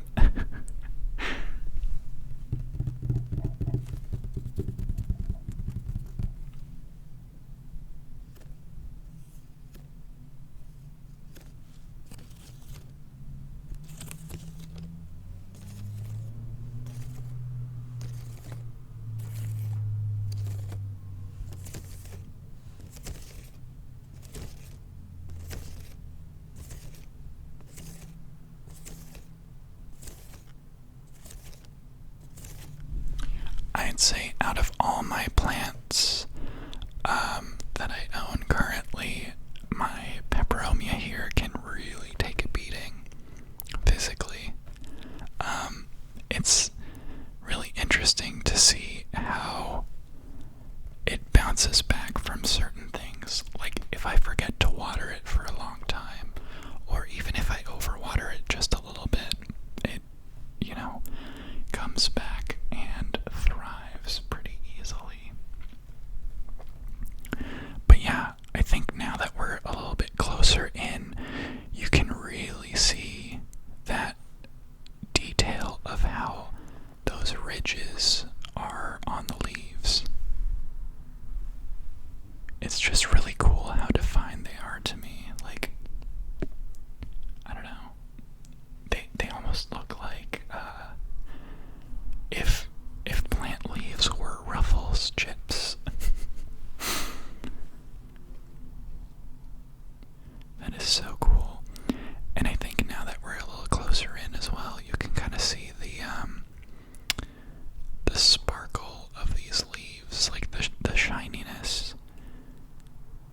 which is just so stunning to me. Just, oh my gosh.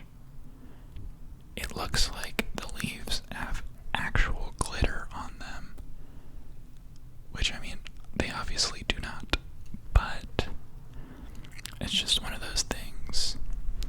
This plant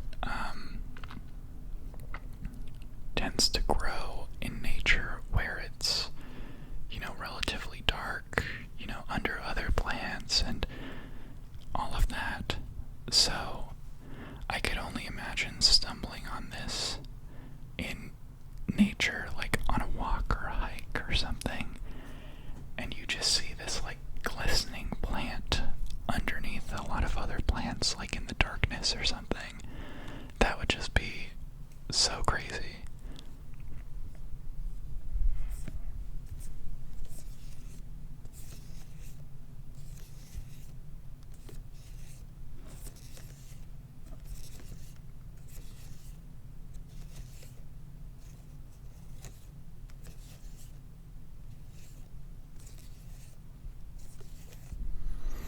By the way, if you are looking for like a low maintenance plant that really grows for you and shows you results and all of that, and it's just really unique, or something for your desk at the office or something like that, highly, highly, highly recommend this, or really any kind of peperomia that you can find.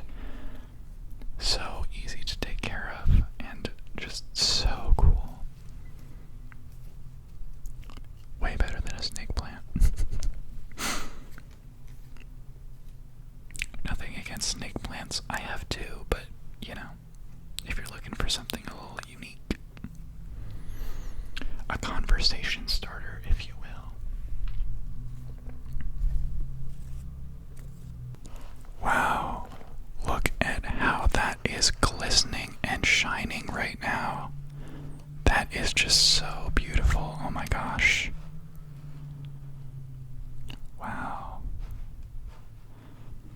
Oops. You can kind of see that inflorescence there is like catching on the lens as I'm turning it. Whoops. Dang.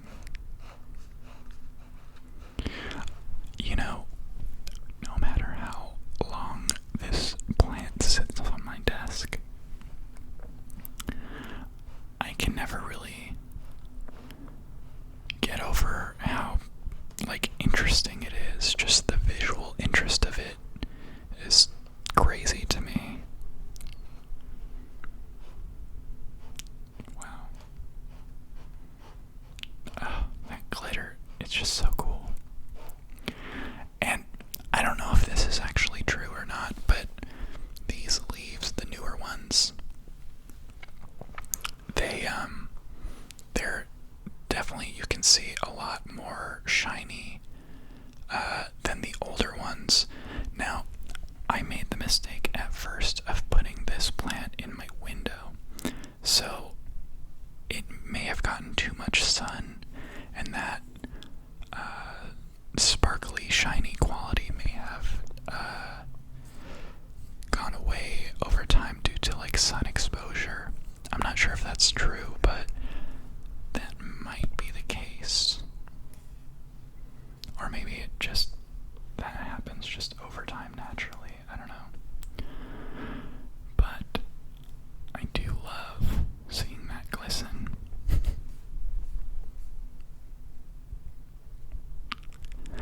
This is kind of like a testament to how gay I am. Of course, I would love the plant that sparkles more than all of my other plants.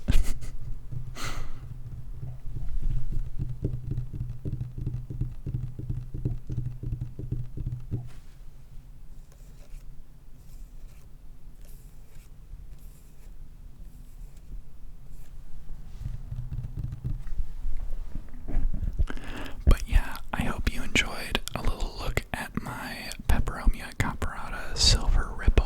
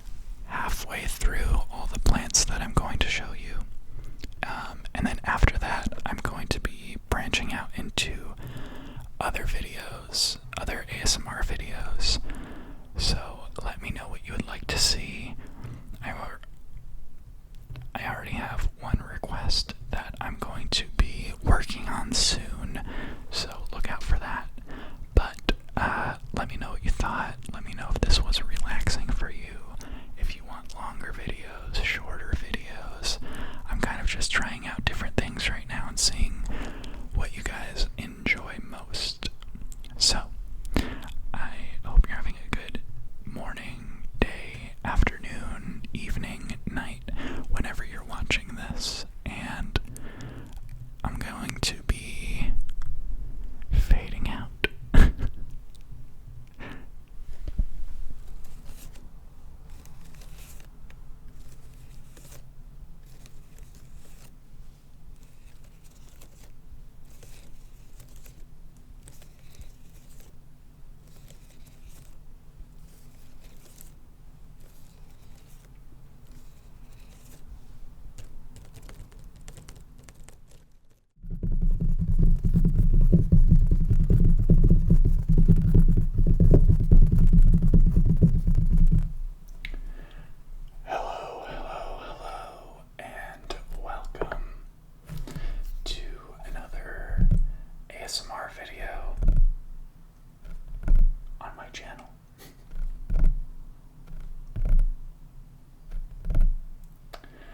So, the plant that you're looking at right now is called a sago palm.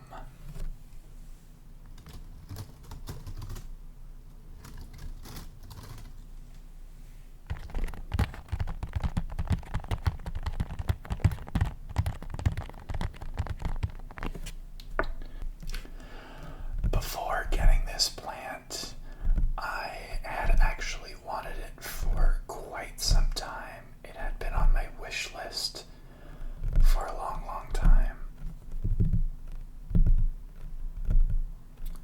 Now, of course, this is a baby in comparison to a full-sized sago palm or any other kind of palm tree that you might be used to.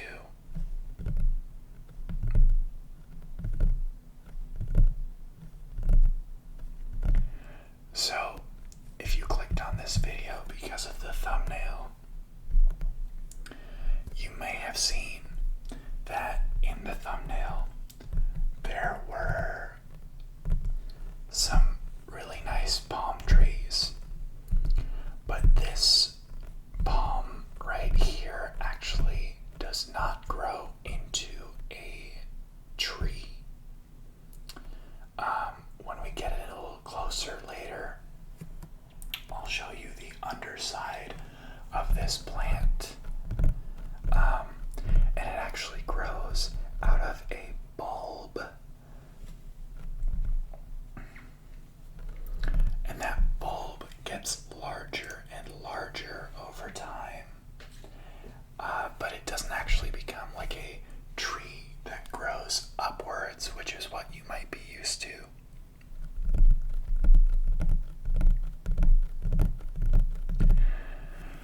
But yeah, I kind of love this plant because it looks like something that you would find in like Jurassic Park, you know what I mean? It gives me very prehistoric vibes. And I think this is one of those plants that really grew a lot over, like, all over the place in prehistoric times. But obviously, I don't know that for sure.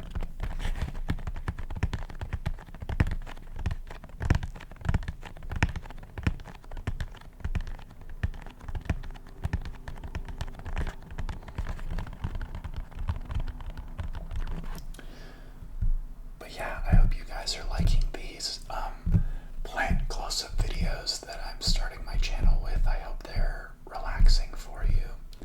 I'm having a really good time making them, and it seems like the people who have seen these videos have really enjoyed them, so that's awesome.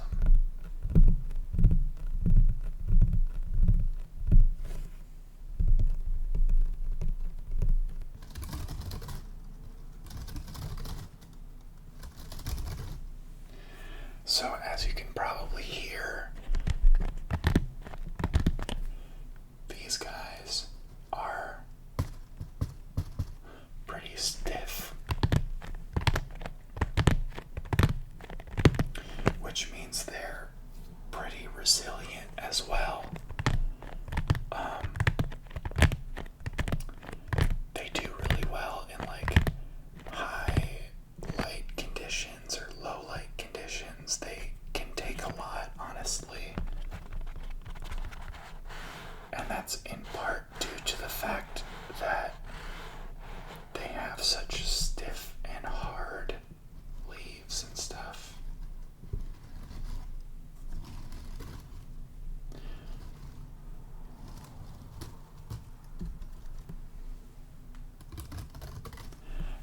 also extremely poisonous. Yay. I mean, not to the touch or anything. I'm clearly okay. But in terms of ingesting this plant, they're extremely poisonous to all pets and humans as well. So, I mean, if you have pets that love nibbling on your plants, maybe avoid this one. And I haven't seen this happen, but I hear this plant can shed a lot, especially after it starts growing a little bit more. And that's when you really need to watch out for your kids or your pets around this plant, because they might chew on the, droppings of this plant. So, again, would not recommend if that is an issue for you. But I'm not gonna lie, I do love the look of this plant a lot.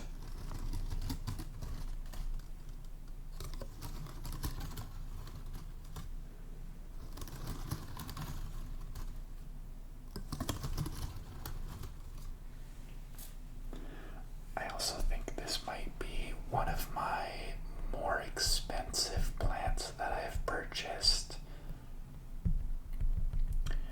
I purchased it as a gift to myself after finally graduating film school recently. It took me longer than I would like to admit because of the bureaucracy of my school and all that. So I was just super excited to have all of that done. So, along with some other plants, I bought this one because it's been on.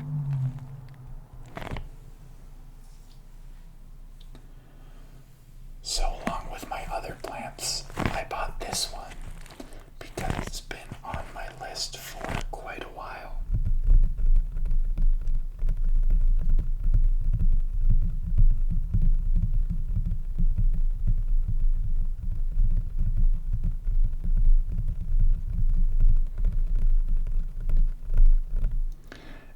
Realistically, it wasn't that expensive. It was like $30, which, I mean, in comparison to my other plants, is more than twice what I paid for the majority of them. But, I mean, $30 is not that much money at the end of the day.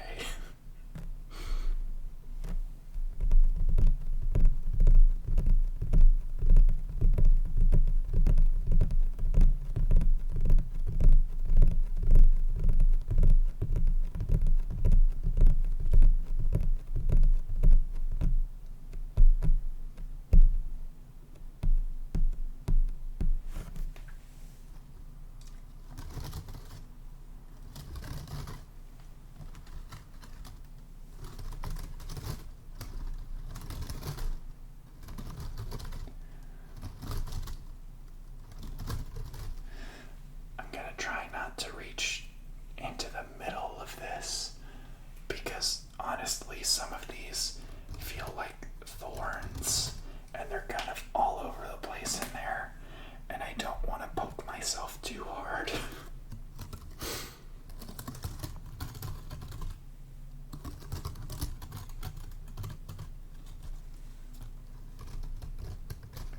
So I've kind of been throughout my whole plant close-up series, I've been comparing each of my plants to different things that they sound like. Some of them have sounded like crinkly plastic bags, which is nice. One of them sounded like paper to me. But this one kind of reminds me of like a comb. You know, when an ASMR artist will take a comb and kind of go like, that's kind of what this reminds me of a little bit.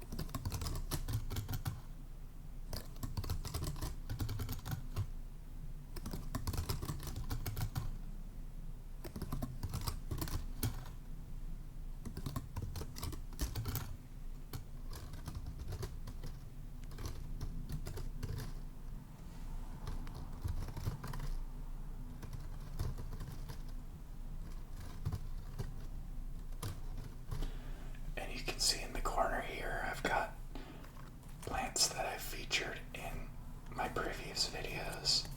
So I'll link to those in the description and in the cards if I remember to do that, if you want to watch those videos.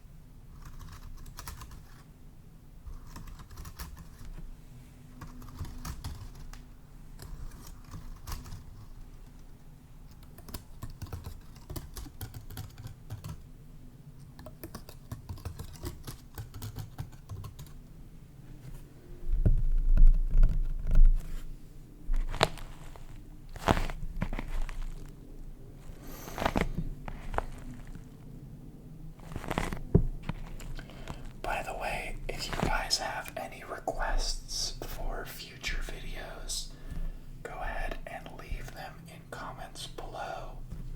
I've already got one that I've written down from someone, and I'm going to make that video after I finish out this plant close-up series. And I'm kind of excited to film that one too. But yeah, if you want to see anything specific from me, let me know, and I'll add it to my list, because I would love to know what you guys are interested in seeing.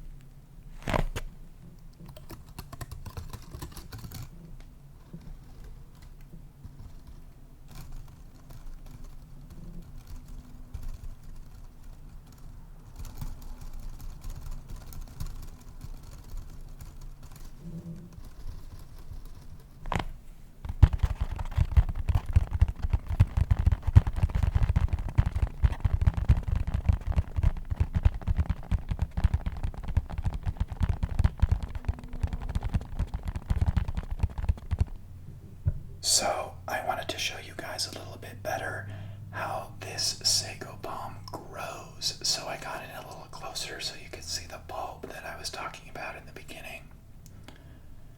It's a little hard to see because it's the same color as the soil around it, but I'll do my best. So, as you can maybe see, this bulb is where everything grows out of, and then it expands kind of like this, like something unfurling from the inside. And then as the plant grows and more things grow out of the middle here, these outer parts die off and leave these almost like, I don't know, they remind me of a pineapple for some reason, but they leave this like almost pineapple-like wooden, I don't know, thorn. Not really a thorn. Hopefully you know what I mean. But yeah, as the plant grows, this bulb becomes a lot larger, and it doesn't necessarily grow up, it grows out. So it kind of remains like a shrub type of thing throughout its life. It just gets bigger.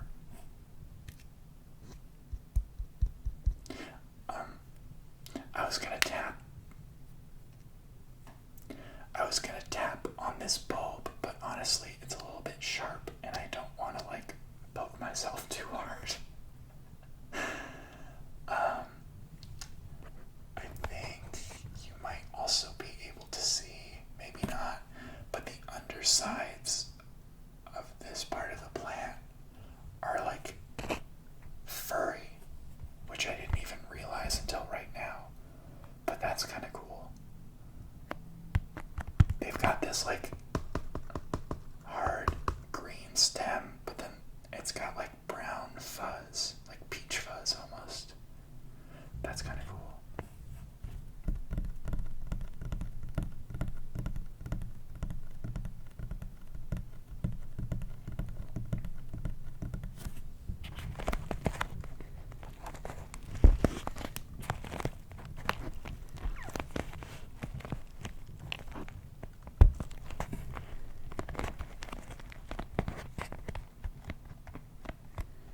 I feel like every time after I'm done filming one of these videos, there's just a little bit of soil left over on my table. I mean, it's all good. I can just wipe it off. It's no big deal, but I'm doing my best to keep it clean.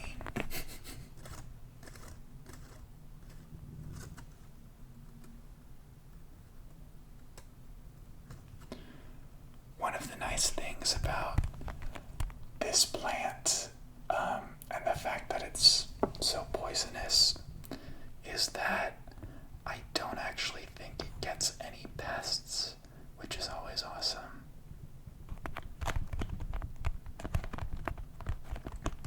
That's the one thing about plants that always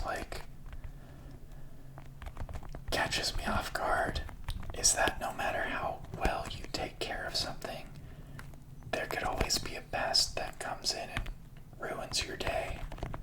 And it doesn't even matter whether you took super good care of the plant or not. They just kind of come whenever they feel like it, which is rude.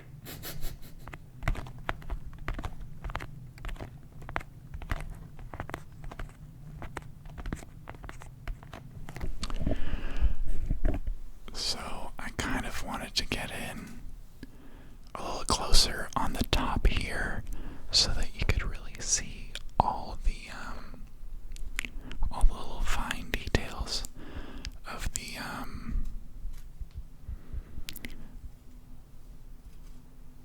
leaves, fronds, pines. I don't know. I'm sure someone in the comments can tell me what these are called, because I am no expert. If that wasn't already kind of obvious.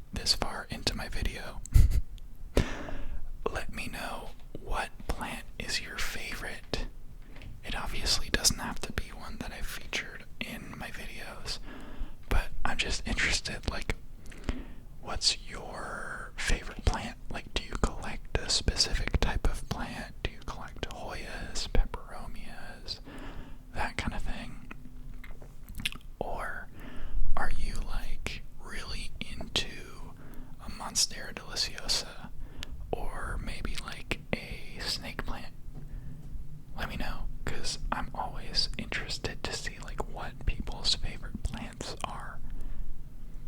I feel like that can tell you a lot more about a person than their sign or favorite color or, that kind of thing. But I could be wrong. I don't know. That's just my opinion.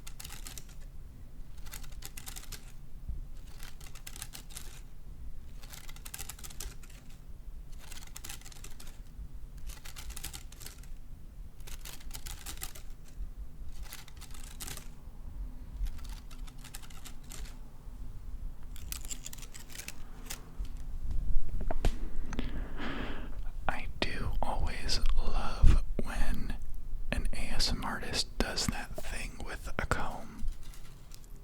I don't know. It's weirdly musical to me. I don't know. It's like they're playing a really relaxing instrument. I mean, everyone has their triggers that they enjoy, right? And it's not like we can necessarily explain it. But that's just one of my favorite. And I didn't even realize that I could do that with this plant until I started filming this video. So, that's kind of fun.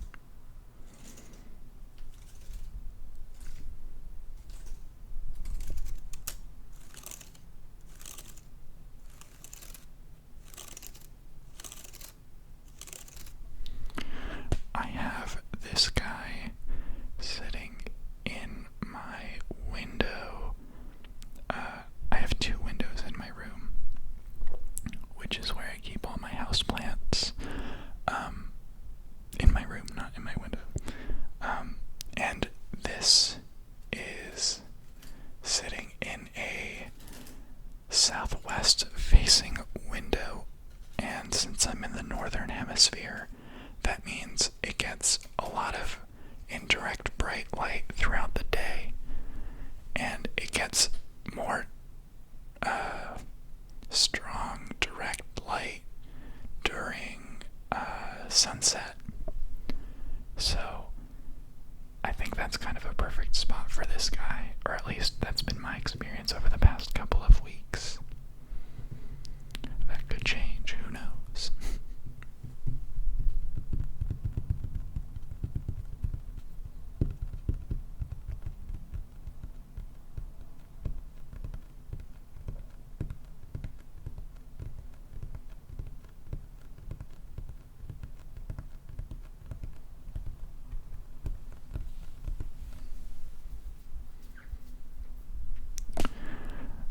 I think for my next video after this, I will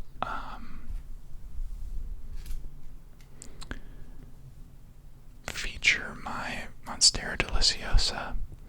I actually have two plants of it. I have a very young version, which doesn't even have any of the splits in the leaves, and then I have a pretty hefty big version that has a lot of large leaves with the splits in them that you might be used to. But honestly, I'm not sure how I'm going to film that yet. Since it is so large, there is no way that I'm going to be able to get it on this table. The smaller one, sure, that's not going to be an issue. But the big one, I'm like, oh, I don't know how I'm going to do that. But I guess stay tuned to see what I do there.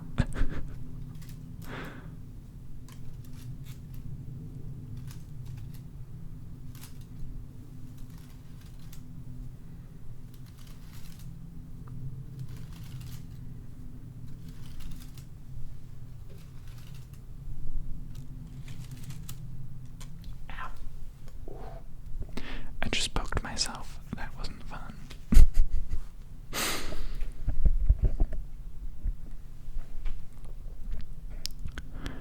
So, I hope you guys are enjoying these videos. And if you are, go ahead and subscribe to my channel. I try and put out 2 or so videos per week. Obviously, I'm just starting my channel, so we'll see how that pans out and if I can manage to keep that up, but let's hope. Also, I have my social medias linked in the description if you want to give those a follow as well.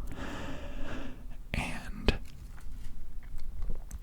if you want to be notified when these videos come out, you can also go ahead and turn on that notification bell. Yeah.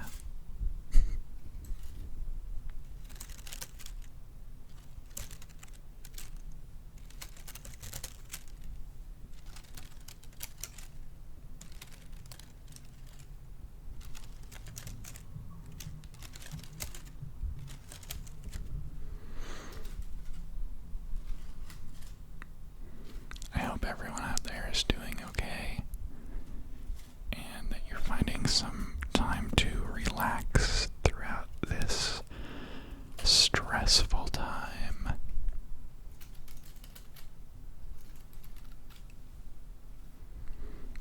Because a lot of people are experiencing a lot of stress, and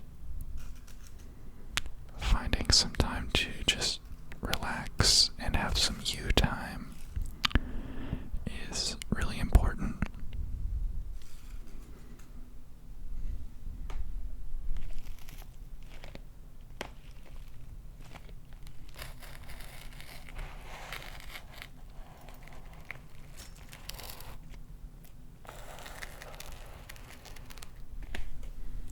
Oh my gosh, I'm just realizing how mangled this one leaf or branch or whatever is in particular. Where is it? Right there. Oh my gosh. That's looking a little crazy, but I think that's just how it came in the mail. You can only do so much when you're mailing these types of exotic plants, right? I don't know if this is actually exotic or not, because I've seen it growing in different parts of San Francisco. I don't know.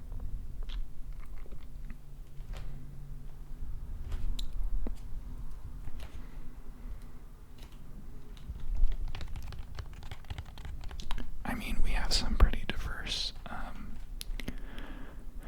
nature and wildlife here in San Francisco, so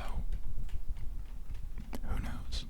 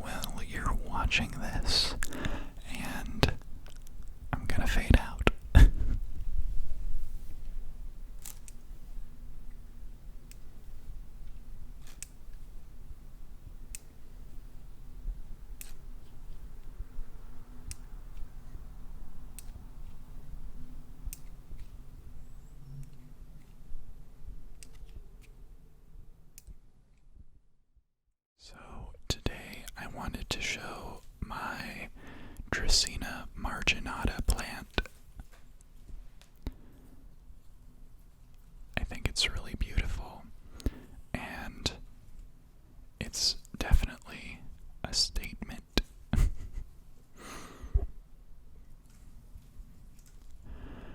It kind of reminds me of fireworks a little bit.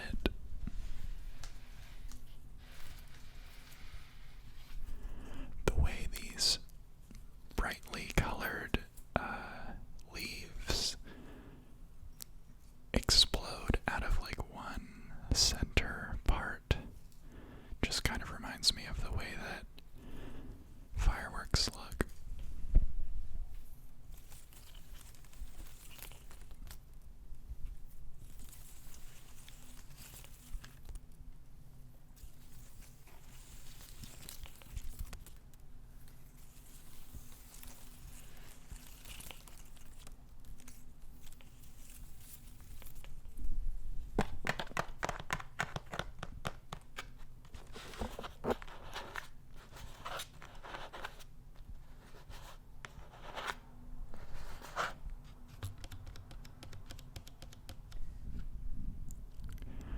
So, this is one of my bigger plants. It takes up a lot of room, as you can probably see, and it's relatively tall. It almost touches the lens here on this camera.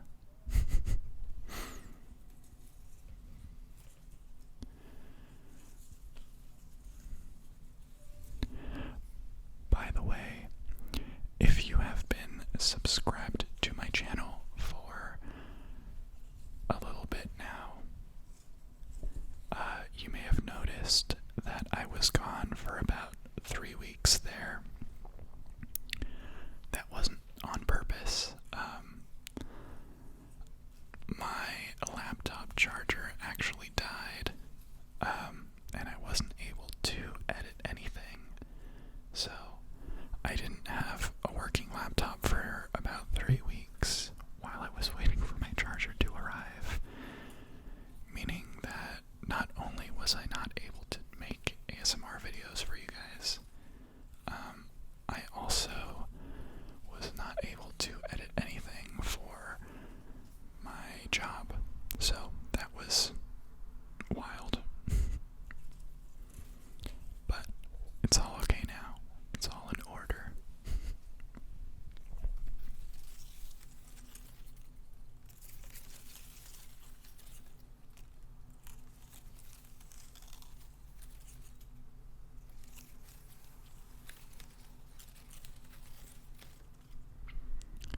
I hope you guys are enjoying these plant close-ups that I'm doing on my channel. I have a few more plants in my collection that I want to do videos for. Maybe like 2 or 3 more, and then I will start moving into other things.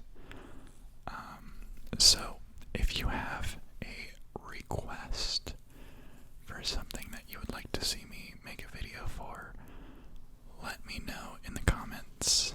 I've already gotten one request that I've written down and that is on my list. But just let me know if there's something you want to see.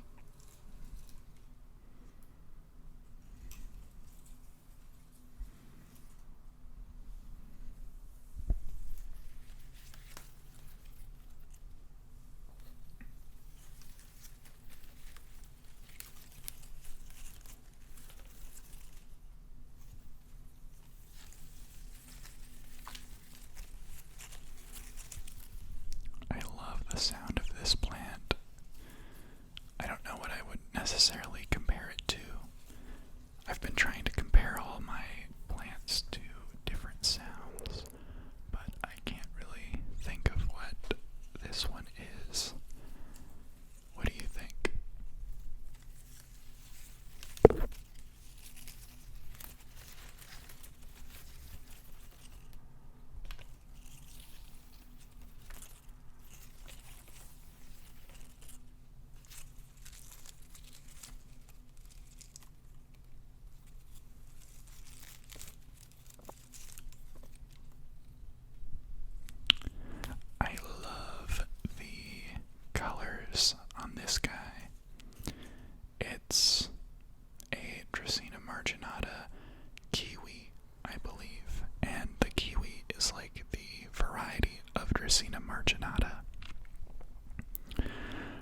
most regular Dracaena marginata, I believe, are more this color, like that darker green. This inner light green, kind of creamy yellow color is a variegation, and they're cultivated like this to look like the inside of a kiwi. I love how like neon bright it kind of is.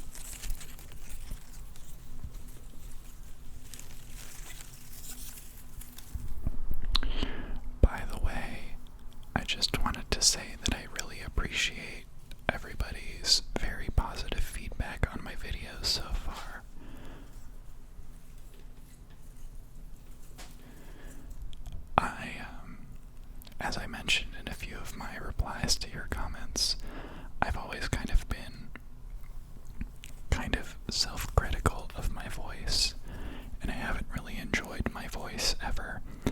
So the fact that a lot of you guys who have commented on my videos have said that my voice is relaxing, or I think someone said it was even like mesmerizing. Thank you. That's kind of nice to hear. I don't know. It's kind of cool to see someone else's perspective on the way that we view ourselves, if that makes sense.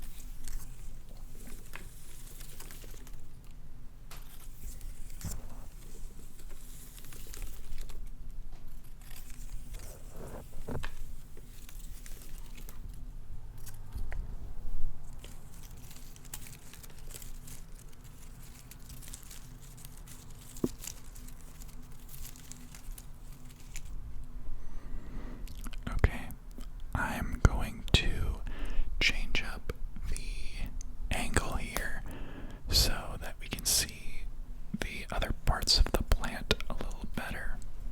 So, I'll be right back.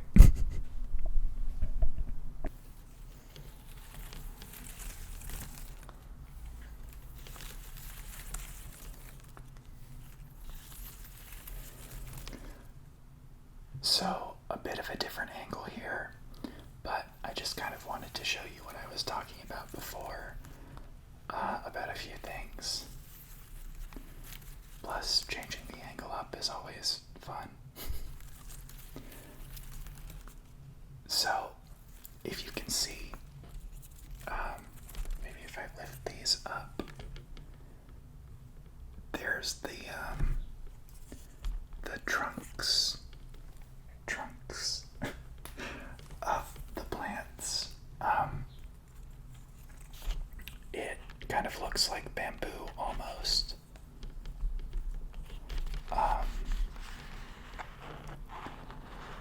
And like I said, it kind of grows like a palm tree because these lower leaves right here will die off soon since there's new growth happening on the top. Can you see that? I'll try and punch in so that you can see something, because I'm not really sure how well you're going to be able to see it. But yeah.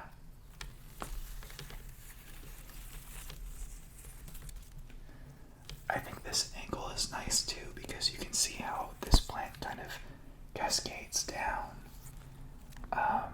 And of course, once it gets taller, it's not really going to do that as much anymore. But I do really like the way this plant looks at the moment. Cascades down.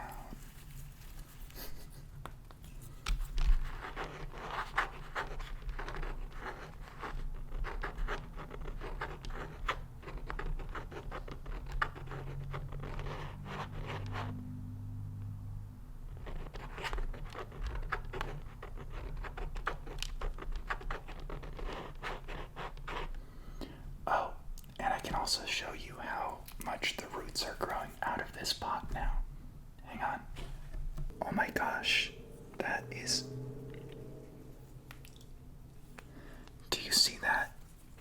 Oh my gosh, that is insane. Those roots are ready to burst. I really need to repot this plant.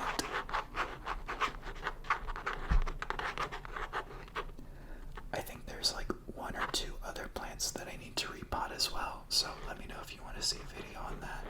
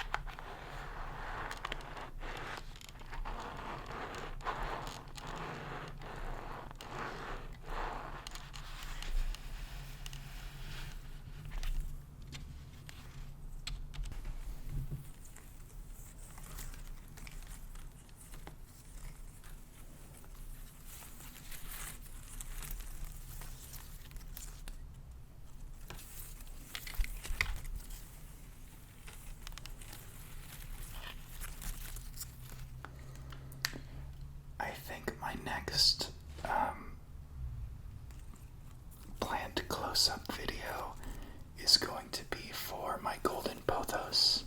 Pothos, I'm not sure. But I think that should be fun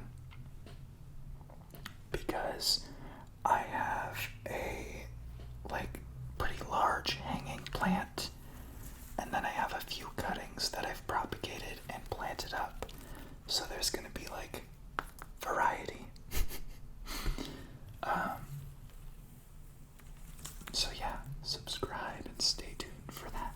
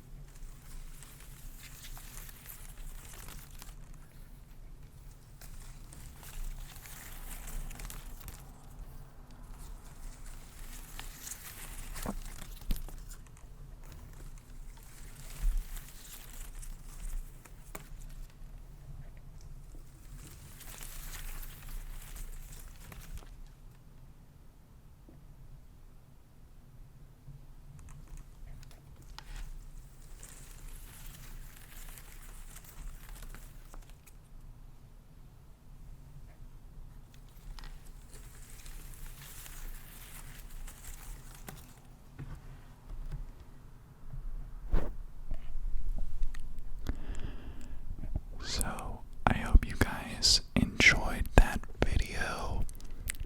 If you did, make sure to give it a like and subscribe to my channel because I'm doing my best to upload 1 to 2 videos every week. Of course, the last few weeks I wasn't able to keep up with that because of my laptop charger issue that I mentioned earlier. But I am doing my best. So yeah, I hope you guys enjoyed that. I hope that was relaxing for you. And I hope you stay tuned to videos that I have coming up in the future.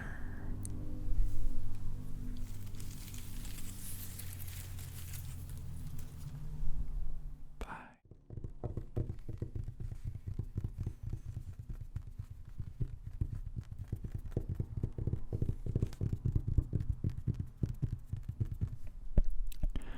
Hello, and welcome back to my channel for another plant close-up. And for this video, I decided to go with my golden pothos.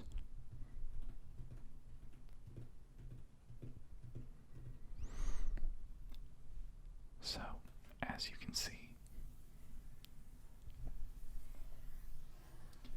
I don't just have one plant here today. It is 3 separate plants, technically, but they all started out as one big, bushy, hanging plant. 1, 2, 3 plants. So, I'm gonna explain how I got 3 plants out of one big plant in just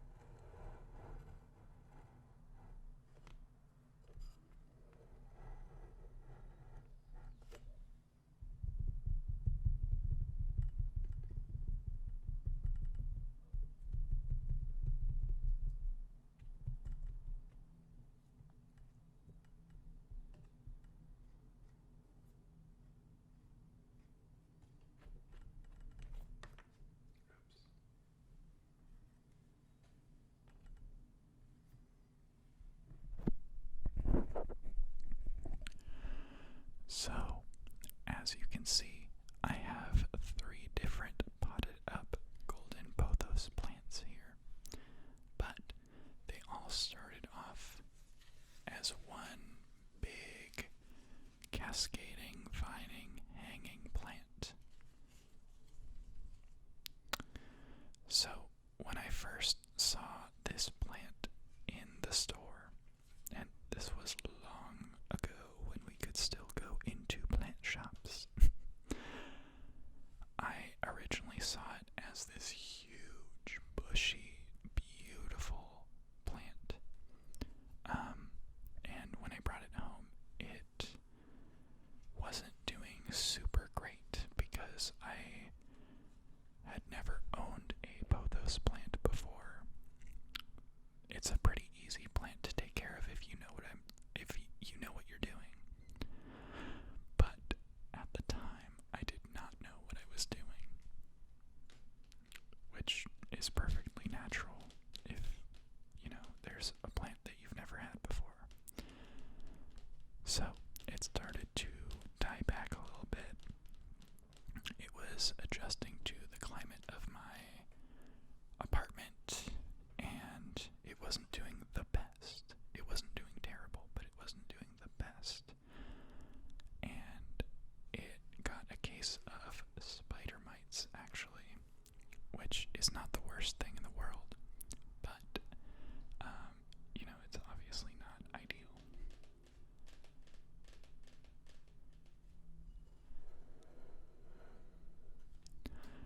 So, when I noticed that, I sprayed the plant down with some neem oil. And neem oil is actually an organic pesticide that helps plants get rid of things like spider mites or mealybugs or anything like that. But I wasn't sure if it was going to work since I had never used it before. So what I decided to do was actually propagate two of my favorite sections of the plant. Or actually three. This pot has two cuttings in it that are growing now. But basically what that means is I went in with some gardening shears and I clipped off sections of this plant that I thought looked the healthiest and looked the nicest. And both those plants, like this one, are actually some of the easiest plants to propagate and grow into new plants, since they grow so quickly. And it's really easy to tell where you should cut your cuttings before, growing roots out of them. I'm going to go into a little more detail on that in a little bit, but I just wanted to show you first the gorgeous variegation here on this plant.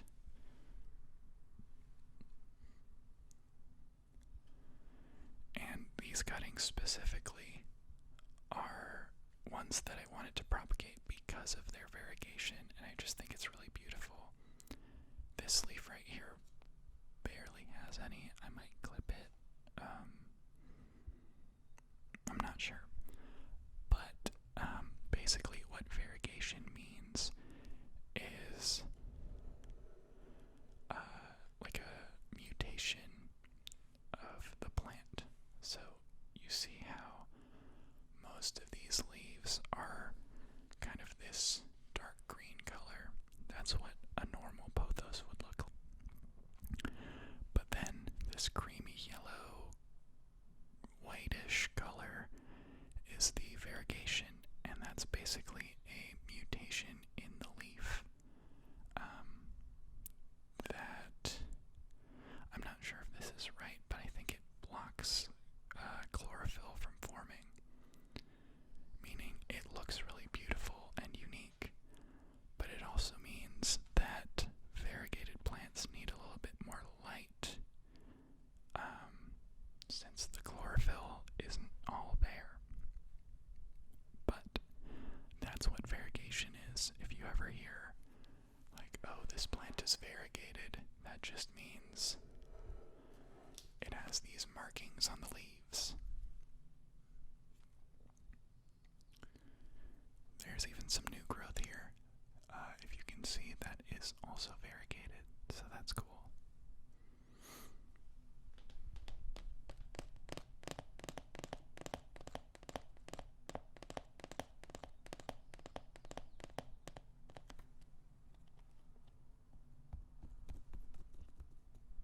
I have a little bit of orchid bark on here to help with the drainage. And I just kind of think it looks nice.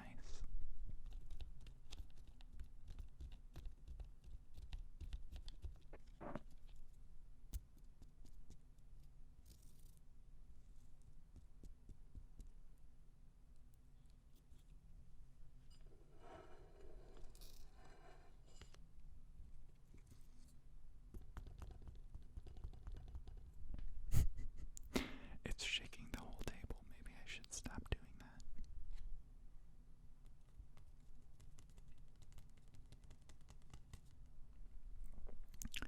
But yeah, pothos plants are really beautiful because they grow like vines.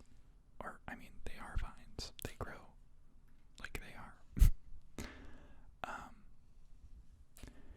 And they can grow really far from where their roots are, which makes them, to me anyway, the perfect apartment vine, if you know what I mean. I'm going for, if you've noticed, a theme in my houseplants in my room here. I'm going for very jungle vibes. So that's another reason that I decided to propagate more of these cuttings so that I can have more vines around my room.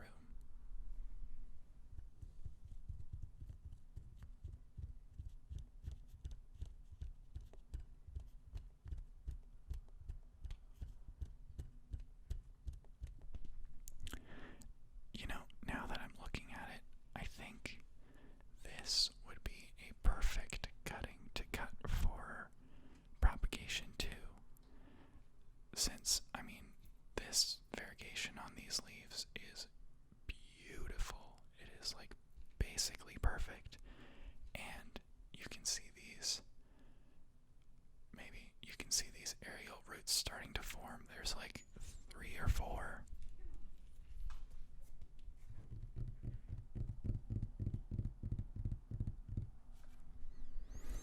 And basically what that means is these aerial roots, if you stick them in water, they will grow roots much more quickly and much more efficiently than if you just cut something like right here and then stuck that in water.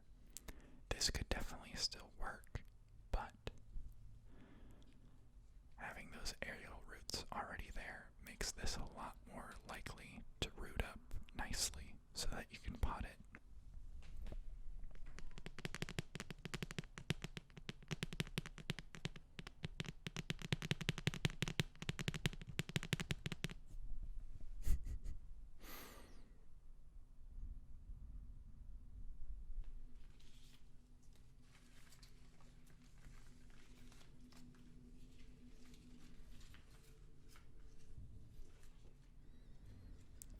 Another reason that I have been cutting pieces of this larger plant off to root up in smaller pots is because these vines are kind of bare. I'm not sure why that is. I think I might be doing something wrong. But also because it is a hanging plant and it's in my bedroom, it's kind of hard, honestly, to water it without making a mess. And these smaller pots are a lot more manageable. So I don't know if that's actually going to work out the way I envision, but we will see. That's the fun thing about growing plants, especially indoor plants, is you get to, do a lot of trial and error and learn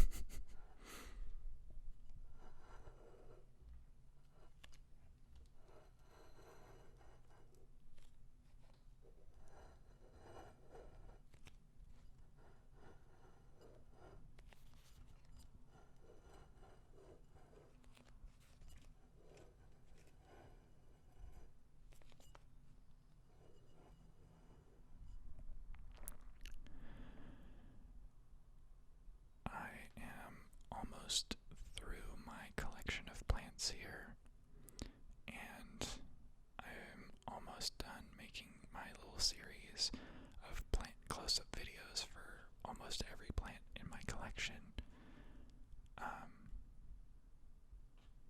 So let me know what else you would like to see on my channel. I already have one request written down that I'm going to work on after my plant unboxing video. But if you have any ASMR requests for me, let me know, because I'd be excited to see what you guys want to see. I've gotten some really nice positive feedback so far, so I'd love to hear from you guys.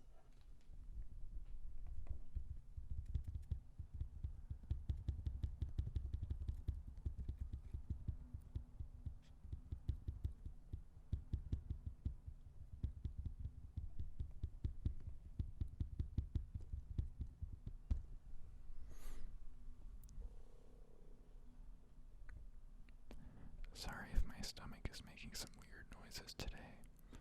I'm trying to film these videos earlier in the day, before I even have breakfast or coffee, just to make sure that the noise outside is minimal, because you really realize how loud your neighborhood is once you start trying to film ASMR videos. Yeah, I thought I lived in a pretty quiet neighborhood for San Francisco, but I guess not. The amount of dogs barking and car alarms going off and fireworks being set off at 10 a.m. It's pretty wild, I guess. And I never really noticed before.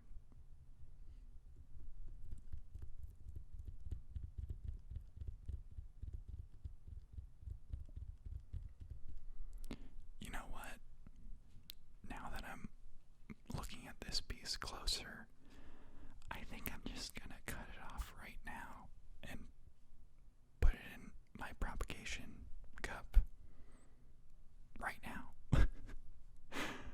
Be right back.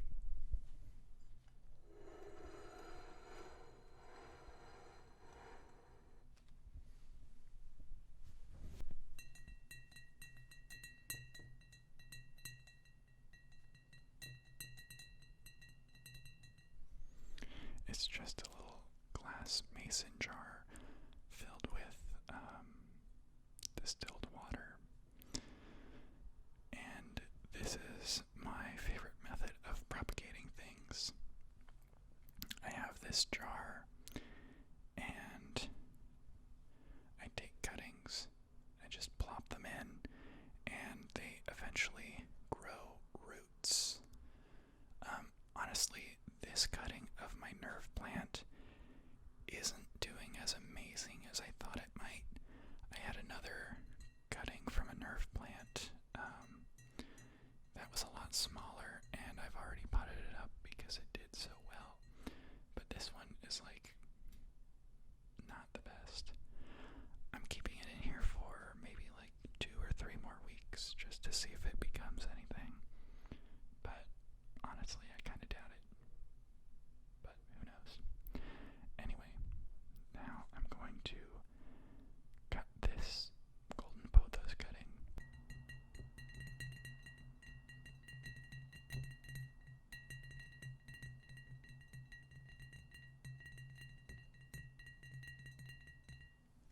Sorry, I got distracted. That's some really nice sounds. Okay, back to business. Got my garden shears here. They're a little bit rusty, but that's okay.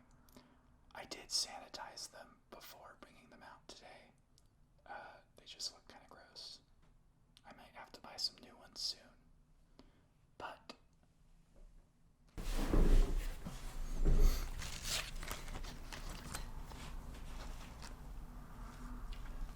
so I'm seeing on this part of the golden pothos that I want to make a cutting of, since it has such nice variegation, nice and healthy. I'm looking for these aerial roots here. 1, 2, 3. And I'm going to go like an inch below that, like right here. And I'm going to make a cutting at 45 degrees, since that allows the most surface area of the stem to be touching the water. So I'm just going to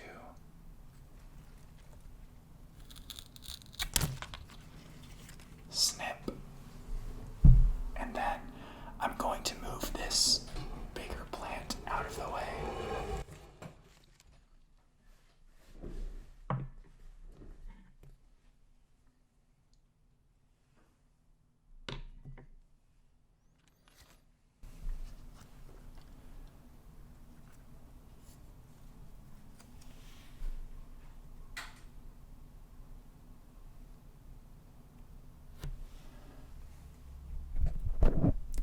So you can see that this cutting is probably going to do pretty well because of the aerial roots it has and these nodes right here, which are basically like joints or knuckles on the plant. And they're really nice and thick and juicy, which means that these nodes are probably, or the aerial roots are probably going to turn into roots pretty quick. Look at that gorgeous marbling. I love it. Okay, so now it is time to put it into the propagation jar. And you can probably see with this guy that I try to like put it on the rim here somehow so that the leaves themselves are not submerged, because that's going to, ruin the leaves and it's not going to do a whole lot for the plant. You just basically want to submerge the part that you cut as well as the aerial roots to get the best chance of some good roots going on.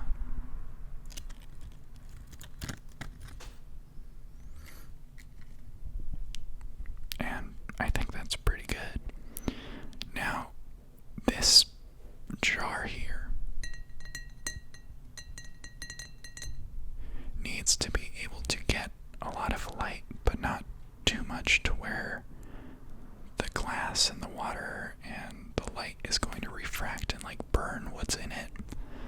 So I actually have my southwest facing window, half of it covered with diffusion material that you use for like lights in the film world.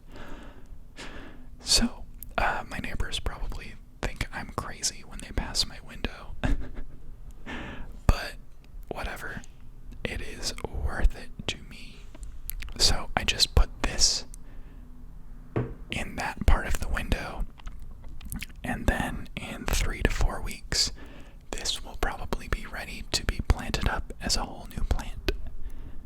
So yeah, I hope that was an enjoyable video for you. I didn't realize I was going to be cutting my plant and actually propagating it in this video. But hey, you gotta do what you gotta do, right? So yeah, if you enjoyed that, go ahead and subscribe to my channel for some new plant videos coming up, as well as other stuff that I have in the works.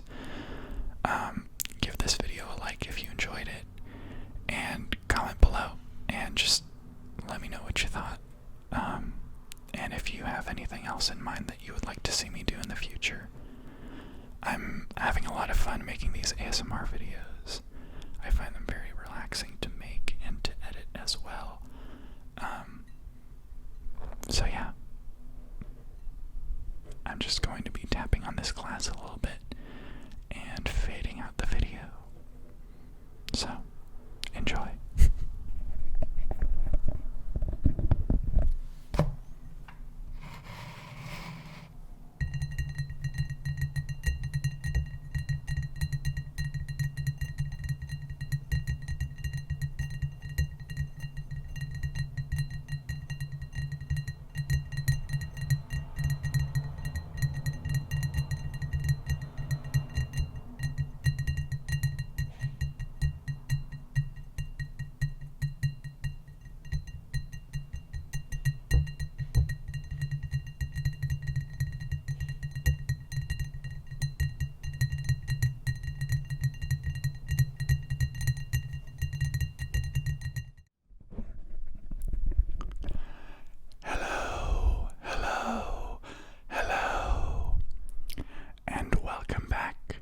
to my ASMR channel. As you can see, today we are going to be talking about and making sounds with my new rubber plant. But before we get started, I just wanted to remind you to subscribe to my channel. I try and put out 2 to 3 new ASMR videos every single week to help you relax, sleep, or just concentrate. Also, hit the notification bell so that you can be notified every time that I upload.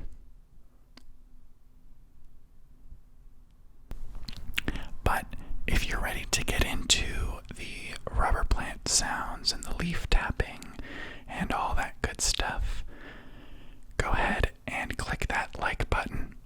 It really helps this video reach more people. It helps me out, and it's free. So that would be cool if you could do that for me. Anyway, let's get into the video. So before we get into any of the tapping and the leaf stroking and all that good stuff, I wanted to tell you a little bit about this rubber plant. So, as you probably know, we're in the middle of the apocalypse. And here in San Francisco, some stores just started opening up again and letting people browse and shop. But in like small numbers, and you have to have your mask on and all that. So that's awesome to see. But I haven't really been to like a plant store or a nursery since before all of this craziness started. I've ordered some plants online, if you've seen my plant haul and all that kind of stuff. But anyway, I was in a plant store in the Castro here in San Francisco, and I saw this plant recently, and I have been wanting a rubber plant. Excuse me. A rubber plant for a long time. It was one of the first plants on my wish list of plants. So I don't know why it took me so long to actually go ahead and purchase a rubber plant. I think it's because I didn't do my research, and I thought that it took a lot more intense care than it actually does. The lighting conditions it does well in are a little different from a lot of my other plants. But anyway, I walked into this plant store, and I saw this little guy, and I thought to myself, oh wow, I haven't seen a rubber plant with like really dark, almost black leaves before. I've only seen the like light green and the variegated versions that have like the cream coloring on the sides and the splotches and all of that cool stuff. But I've never seen this like this black rubber plant. So I decided today's the day. And I went ahead and purchased him. And he looks pretty healthy for the most part. There's like a leaf here and there that's a little bit mangled, but you know, for the most part, really well taken care of. So that's awesome.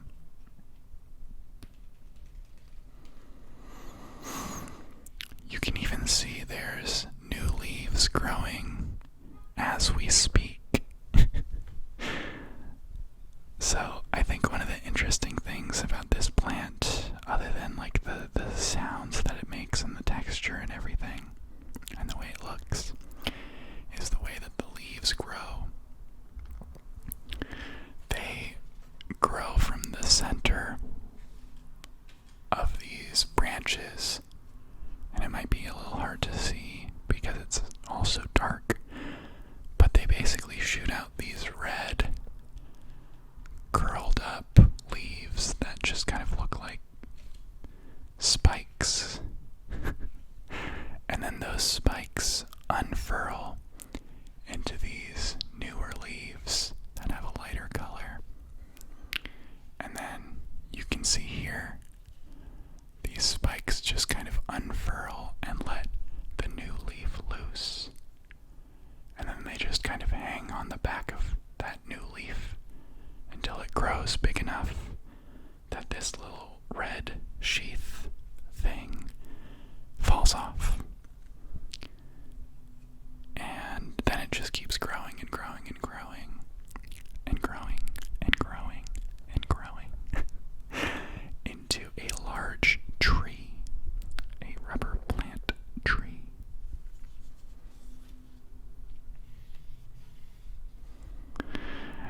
And in case you're wondering, because I wondered this, and at first I thought it was kind of a stupid question, but I was wondering when I purchased it, do rubber plants actually make rubber? Because to be honest with you, I didn't know where rubber came from. It was just one of those things that I never thought about. And you know how some plants are just called things, like the monstera is sometimes called the Swiss cheese plant. Obviously that's just for the way it looks, and it's not, obviously related to Swiss cheese at all. Or how, like my alocasia, or not my alocasia, my calathea is called the rattlesnake calathea. That's just for looks. It has nothing to do with actual rattlesnakes. I thought maybe the rubber plant was like, oh, the leaves feel like rubber, so we're calling it a rubber plant. But no, rubber plants are actually where rubber comes from. So, I don't know. I could one day harvest this and make my own rubber. For whatever reason.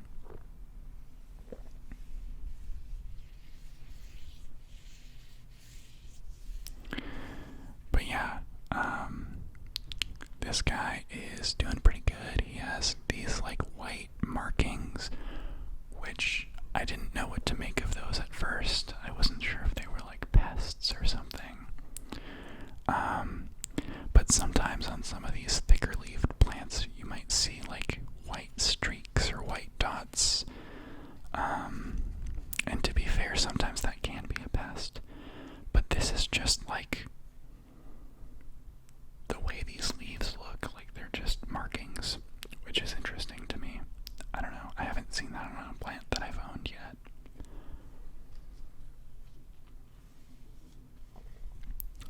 So, this is one of those plants that I don't have a watering schedule for quite yet. I'm still figuring that out since he is pretty new. I'm thinking he's probably like a once every 2 weeks kind of plant, just because of how succulent and thick those leaves are. So that probably stores a lot of water, meaning you won't have to water it as often. He is in my southwest facing window. That's where he lives. So he might be getting enough sun to need more water. I'm not sure. But anyway, let's get into some plant sounds. I think I've whispered long enough. I'm trying to do these plant sounds heavy videos that feature more plant sounds on their own, along with like whispering separately, so it's not like me whispering and then also tapping, just because a few people have left comments asking for more pure plant sounds, which I totally get. So I'm gonna try and separate those two things, if that makes sense. Anyway, I hope you enjoy the plant sounds.